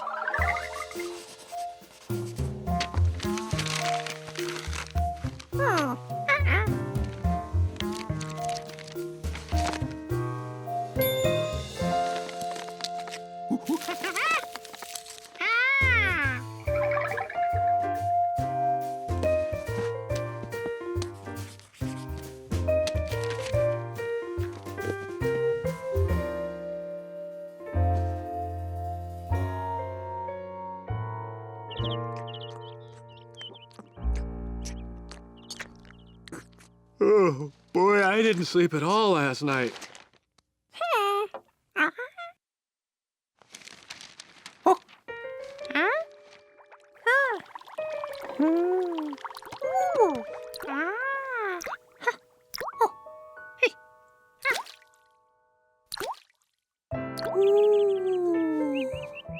George never realized there were so many sounds in the world. He'd never listened hard enough.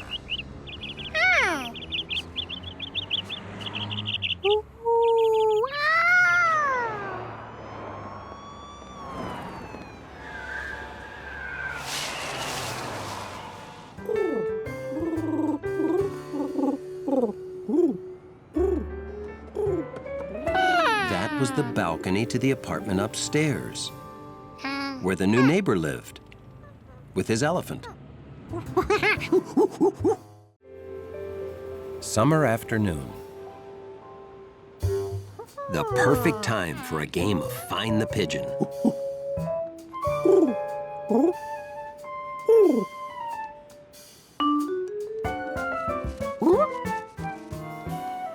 Okay, George, playtime's over. Time to clean your room. You can play with Compass after you clean your room.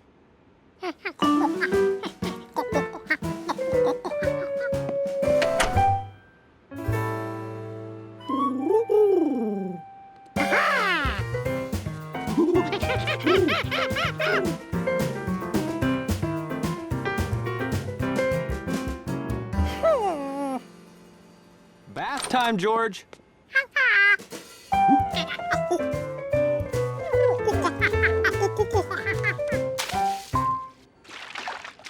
I don't think you'll fit in the bird bath, George. You're definitely a tub monkey.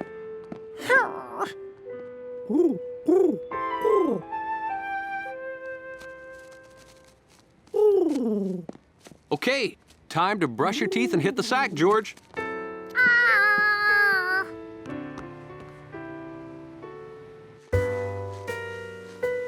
Even though being a monkey was the greatest thing ever, pigeons didn't have to do what anybody told them. George, time to clean your room, take a bath, wash your ears, brush your teeth, go to bed, wake up, make yourself breakfast.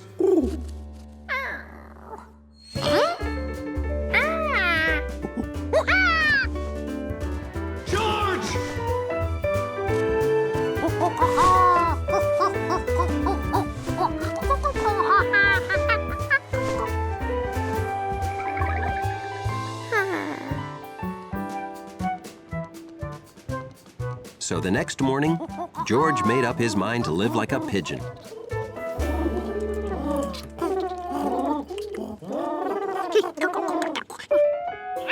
It turned out that birds had special pecking equipment.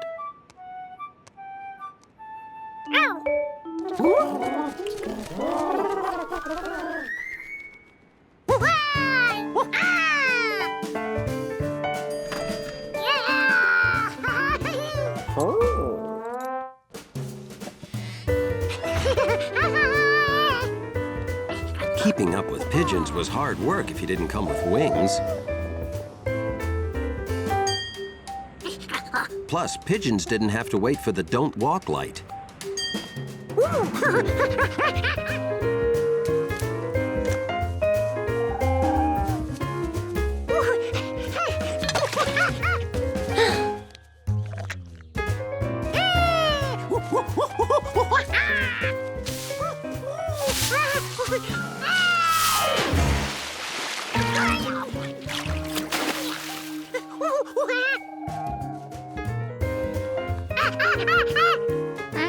George had lost his flock.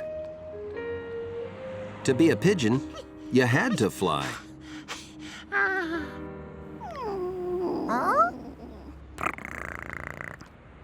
Being a cat looked like a lot less work than being a pigeon.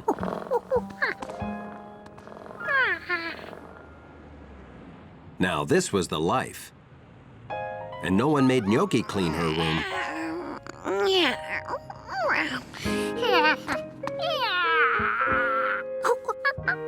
Plus, cats took a bath wherever they wanted. Whenever they wanted. A cat bath was okay. if he didn't mind a hairy mouth and a spitty face. Maybe being a cat wasn't for George either.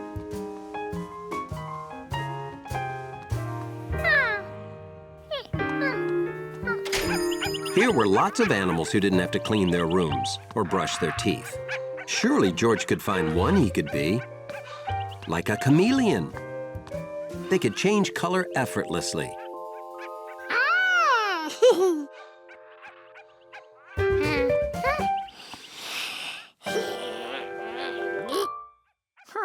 Monkeys couldn't.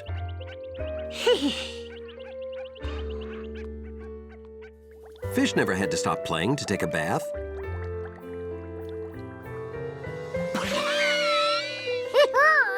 But George wasn't good enough at holding his breath to be a fish for very long.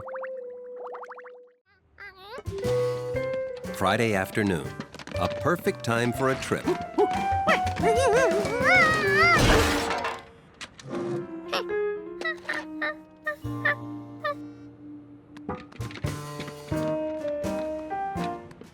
Bottles and newspapers went to the basement. But some things had to be taken to the recycling center.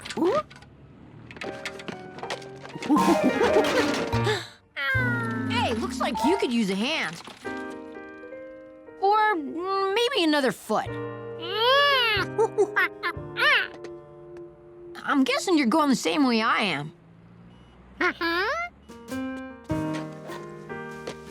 I have to pick up a package for Betsy. The recycling center's right next door. Stick it all in Betsy's wagon. I'll give you a lift.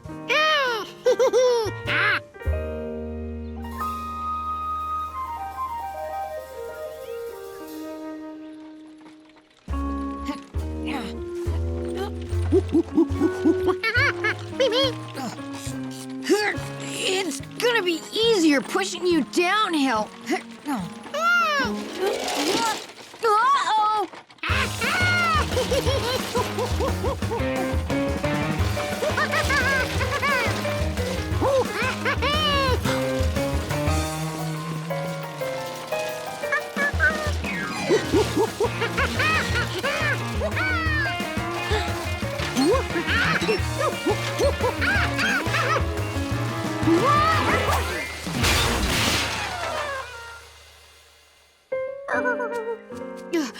George, are you okay? The wheel! I'll get it!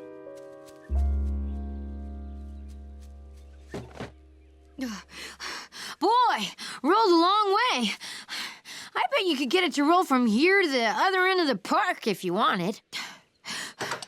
Might even set some sort of wheel rolling record. Say, what do you think? For the record?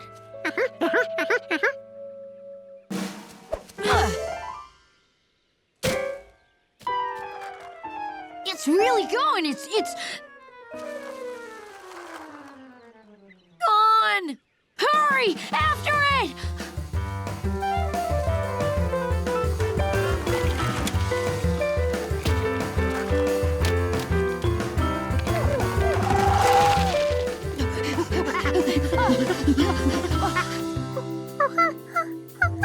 You go that way.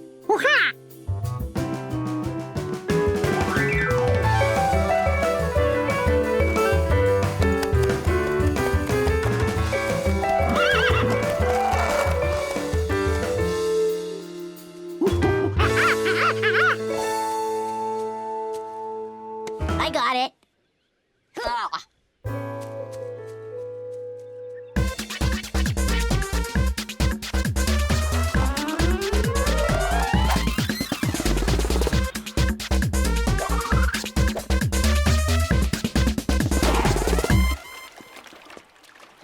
Where could it be?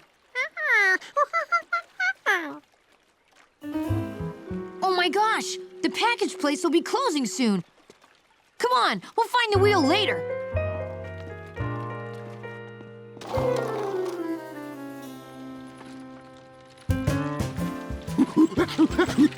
Kick! This isn't so bad, as long as we keep the weight. Kick! over the back wheels and you keep kicking the other wheel back in, we'll be there in... Hey, we're here! With time to spare. Our problems are over. Oh, this is gonna be a problem.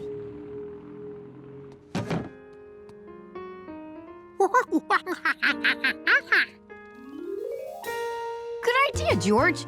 Let's take your stuff to the recycling center. Then we'll have room in the wagon.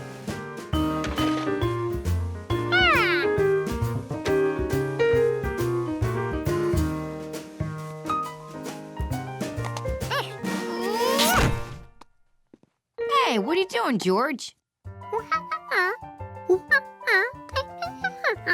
That won't work.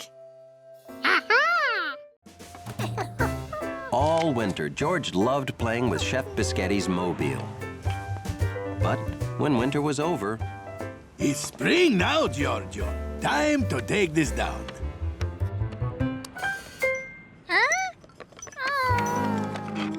Springtime seemed like a bad excuse to get rid of something fun. So why not make a new spring mobile?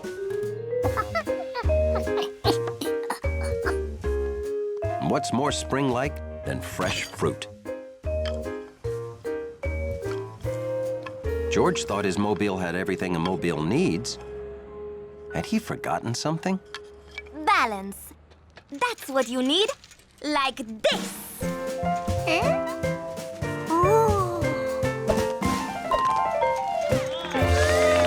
Oh, wow! Great! That was something. For our next demonstration of perfect balance, we need a volunteer from the audience. Huh? Save it for the show, Claire. She means we can fix that.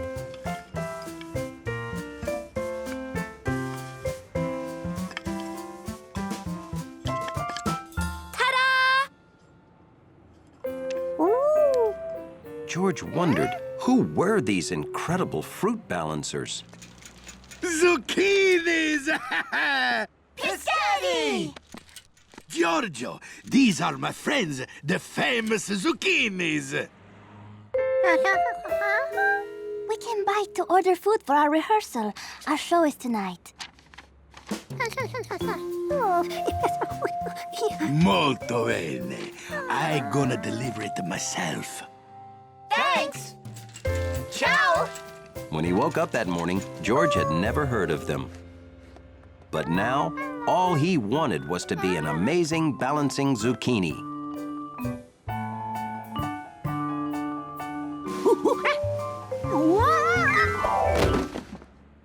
Being a cat, Gnocchi didn't see what was so tough about balancing. Huh? But George needed to see how the zucchinis did it.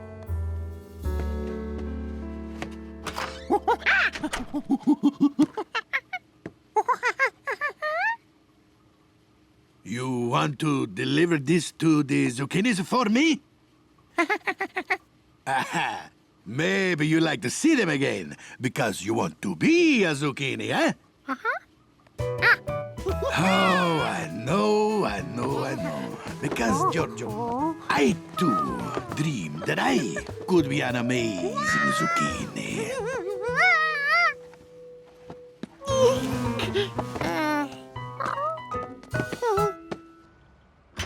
Follow your dream, Giorgio.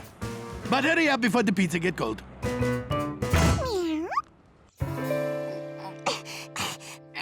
Steve, come on! Work with me here! Aw, give it up, Betsy. You're too small to move a big brother like me. Hi, George! Hey, what do you got there?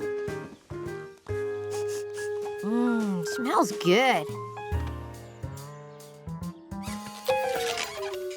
Hey, what happened? You moved closer, and now it's like we weigh the same. Thanks, George.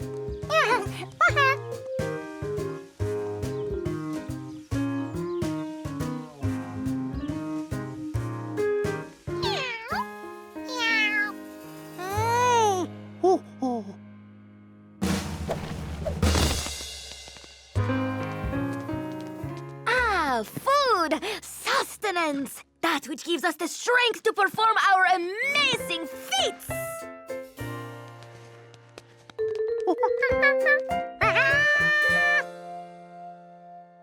I think he wants to join us.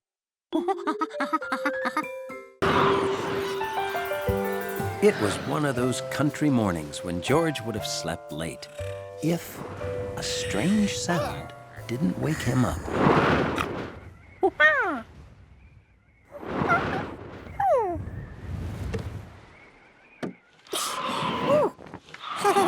On a windy day, the country house windows were almost musical. As good as the wind sounded, it felt even better. Smelled good, too.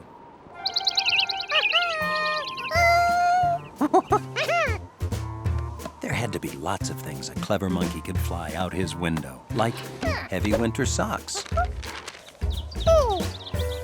Birds he drew.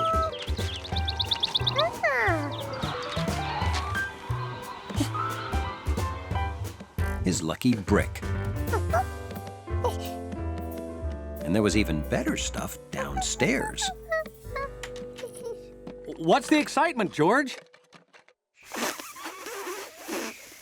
Yeah, it's a great day to play in the wind. I'll get the door for you. George, if you're wondering how a big yellow hat would fly, you know the rule, buddy. No one is allowed to play with the yellow hat. Have fun. Clean up after yourself. And don't blow away. George couldn't decide what he'd fly first. And then he didn't have to.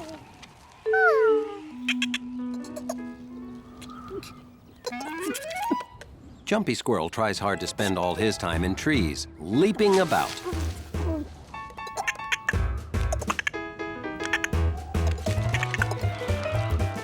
But when it's time to eat, he has to go where the nuts are buried.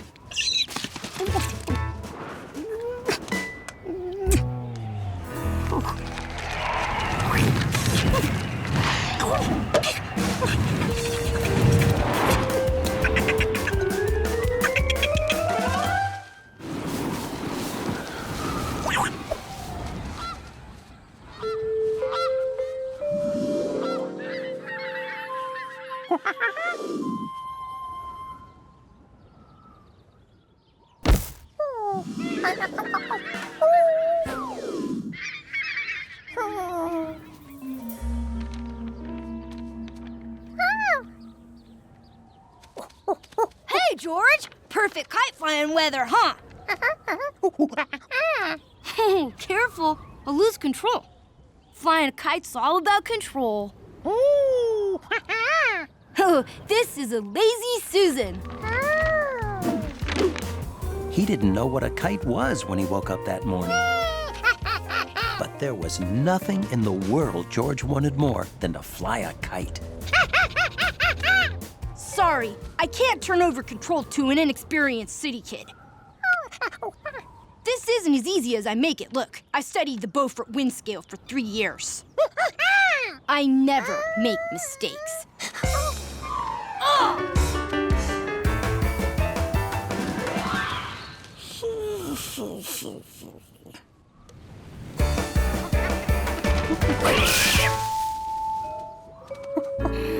Rats! That's never coming down.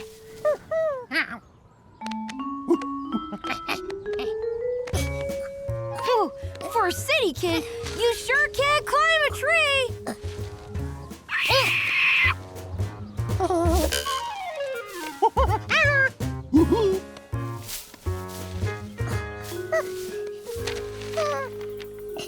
Not a scratch. Thanks, George. As a reward, I'll let you fly her.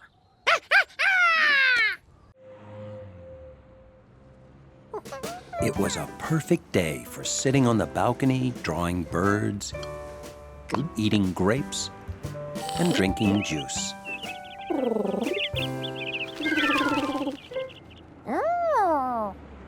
George had seen a lot of birds, but none wearing one of those. bird had seen a lot of animals, but none doing that. He wasn't going anywhere till he figured out what kind of animal George was.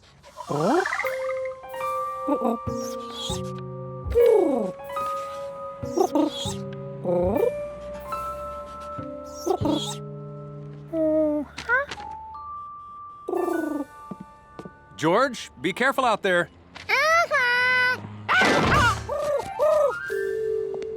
An artist's life is full of hard knocks.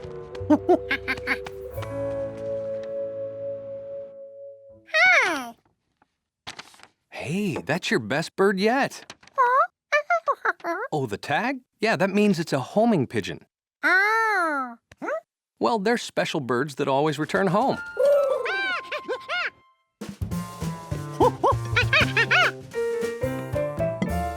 Hold on. Just because he came back here doesn't make this his home. Homing pigeons have special homes. Ah, that's the pizza. Wash up.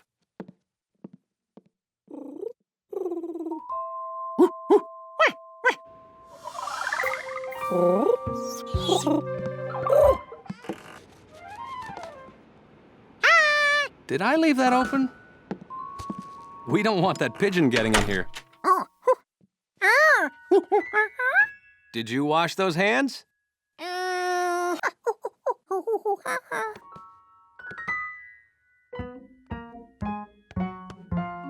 Shh. Wash them good. Yesterday you passed me the butter and it had grass on it.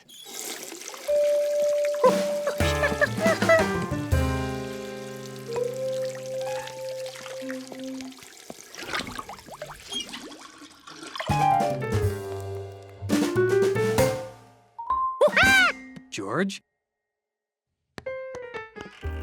Oh, you want privacy.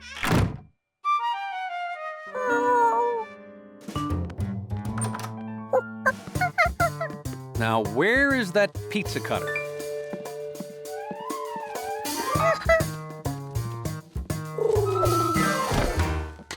Whoa!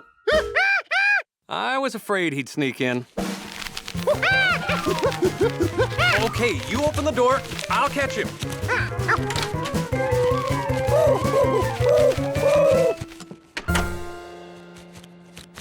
George, he needs to go home. This just isn't a good home for pigeons. If that's how it had to be, then George would turn their home into a good home for pigeons. This called for research.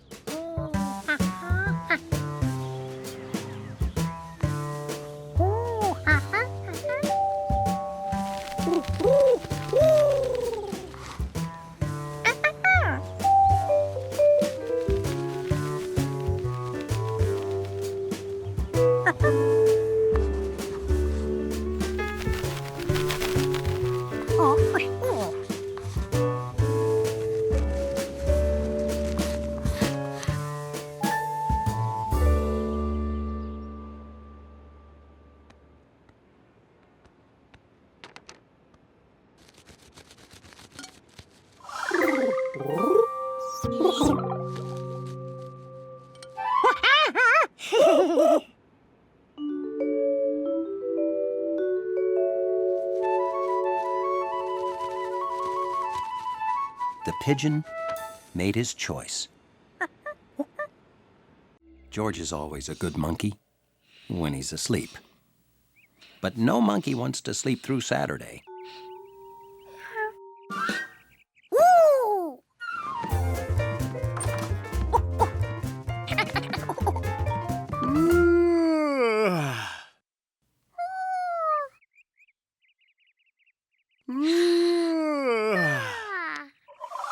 This was a Saturday that cried out for something special. You know what this morning's crying out for? Huh? Donuts! Hold on! I have to get dressed. I can't go out like this. All right, I'm going. You don't know impatient until you've been a monkey waiting for a donut. How about eggs with those donuts? Hey, count the eggs and write down how many we have.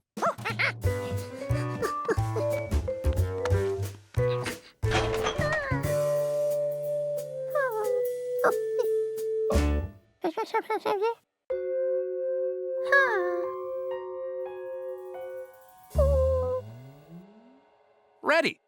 So how many eggs do we have? There are no eggs. Well, why didn't you write 0? Oh, you don't know. I thought I was teaching you everything, and I forgot nothing.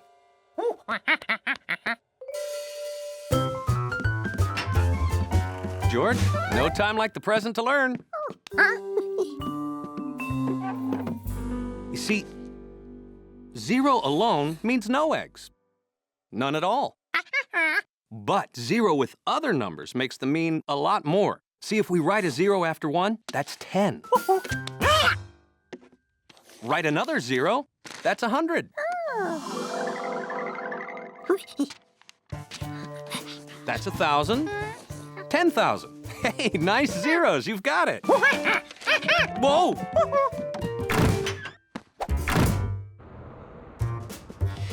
Morning.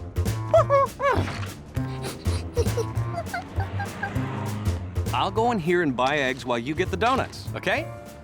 1 dozen donuts, please. We'll meet back home. And be a good little monkey.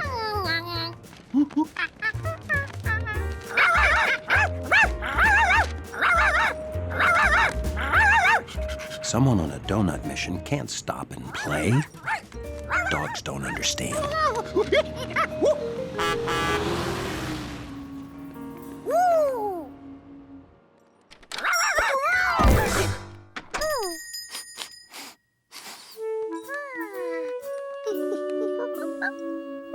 George was really hungry, but his order only had a measly 1 on it.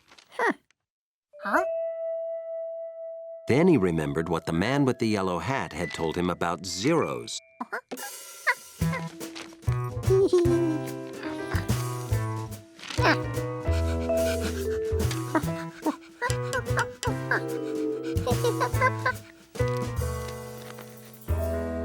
George, Chalky, good to see ya. Oh, is that an order for your friend with the yellow hat?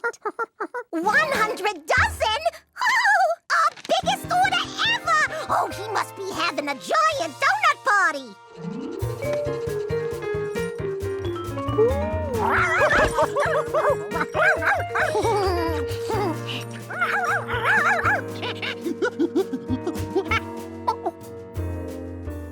George realized what his zeros had done. But try explaining that to a dog.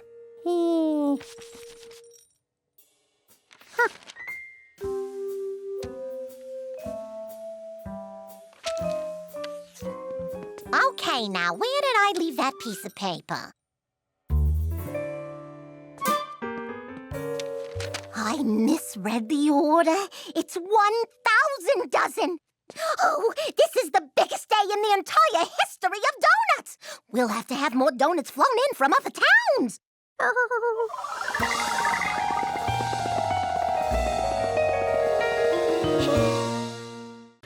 It was a perfect day for boating. Anyone with a boat, or even without, was floating on the river. George had never seen so many different boats in his life. And then he saw a boat that wasn't like any he'd ever seen before. A boat full of cars. Oh, that's a ferry boat. It carries people in cars across the river. George loved cars. But cars and boats together, it was the apple pie and ice cream of transportation. Ahoy! Today's our annual model boat show. Big prizes for little boats. George!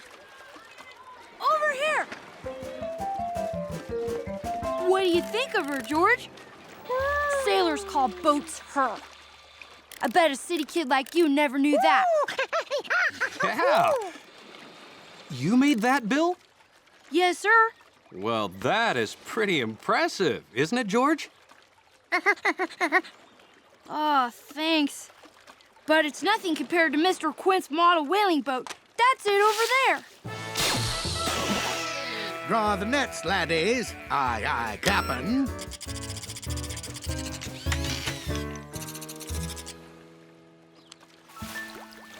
And over there is Mrs. Rankin's Ark.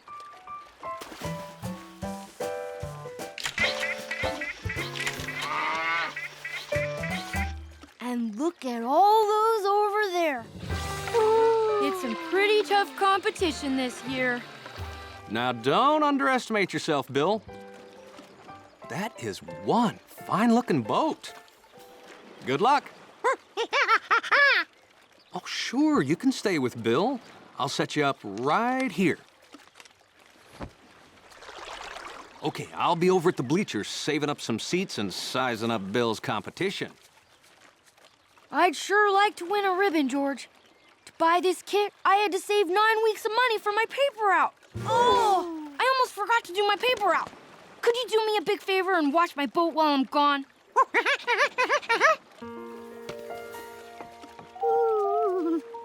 See you soon. George knew boat watching was serious business. There were a lot of nice boats here, but not one person had built the greatest boat. A ferry boat. Maybe he could build one.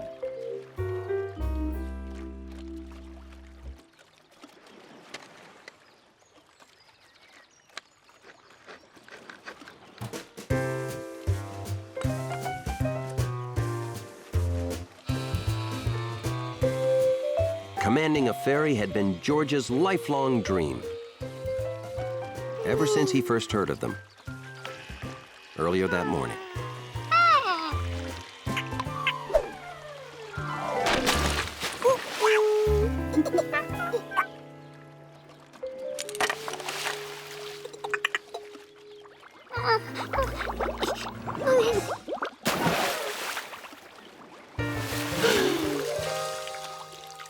Luckily, Bill's boat looked good as new.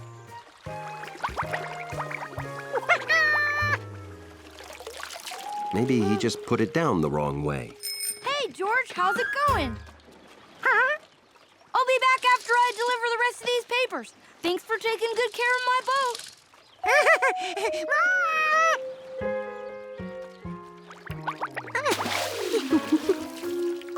George couldn't figure out what he'd done to it. It looked perfect. But he knew one thing. No! Bill couldn't enter the contest with this boat. George had to build him a new one, and fast. Unfortunately, George had no idea how to do that.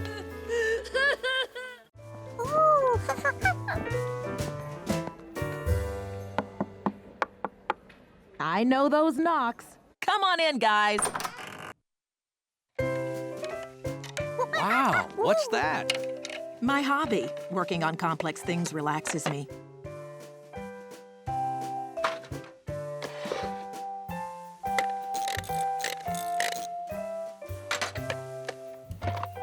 Ah. Have you ever seen such a beautiful clock, George?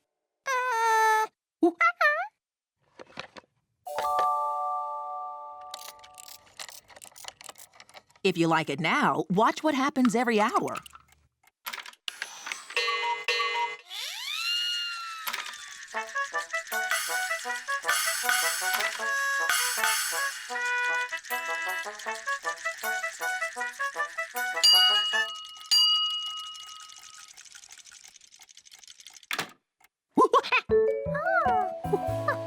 So, what do you think? Very impressive.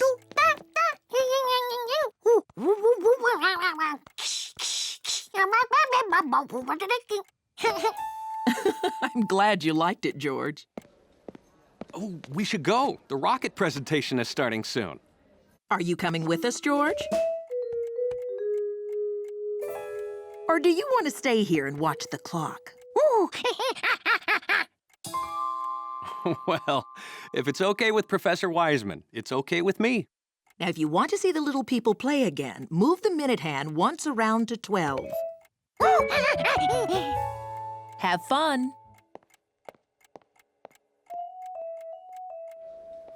How long does it take to build a clock like that? Oh, about 3 years. Oh, that reminds me. I'll be right back. George, be a good little monkey. Exactly. George wanted to see the little people again.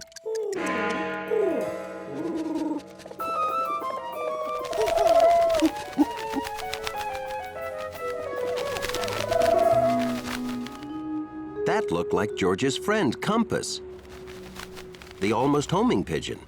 Because when all the other homing pigeons homed in on the statue, he almost made it.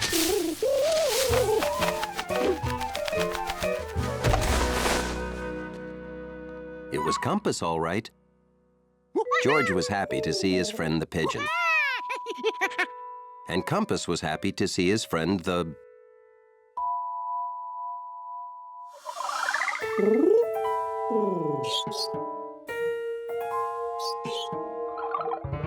Well, whatever George was.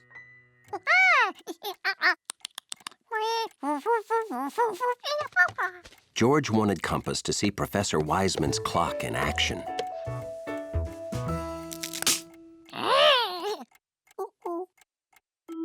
He couldn't fix the minute hand, and that's what made the little people play.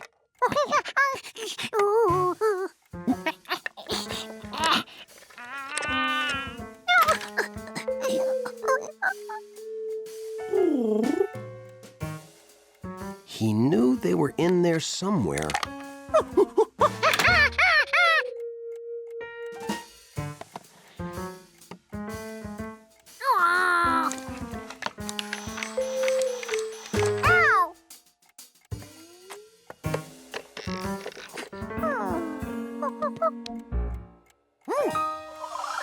George remembered there was another way into the clock, the back.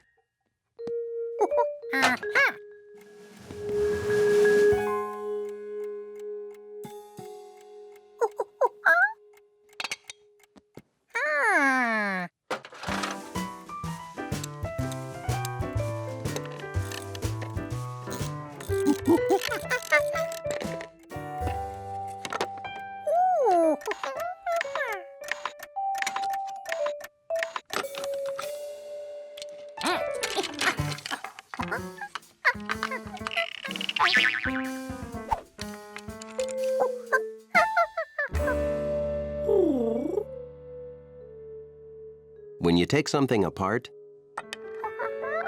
it's a good idea to pay attention to what went where.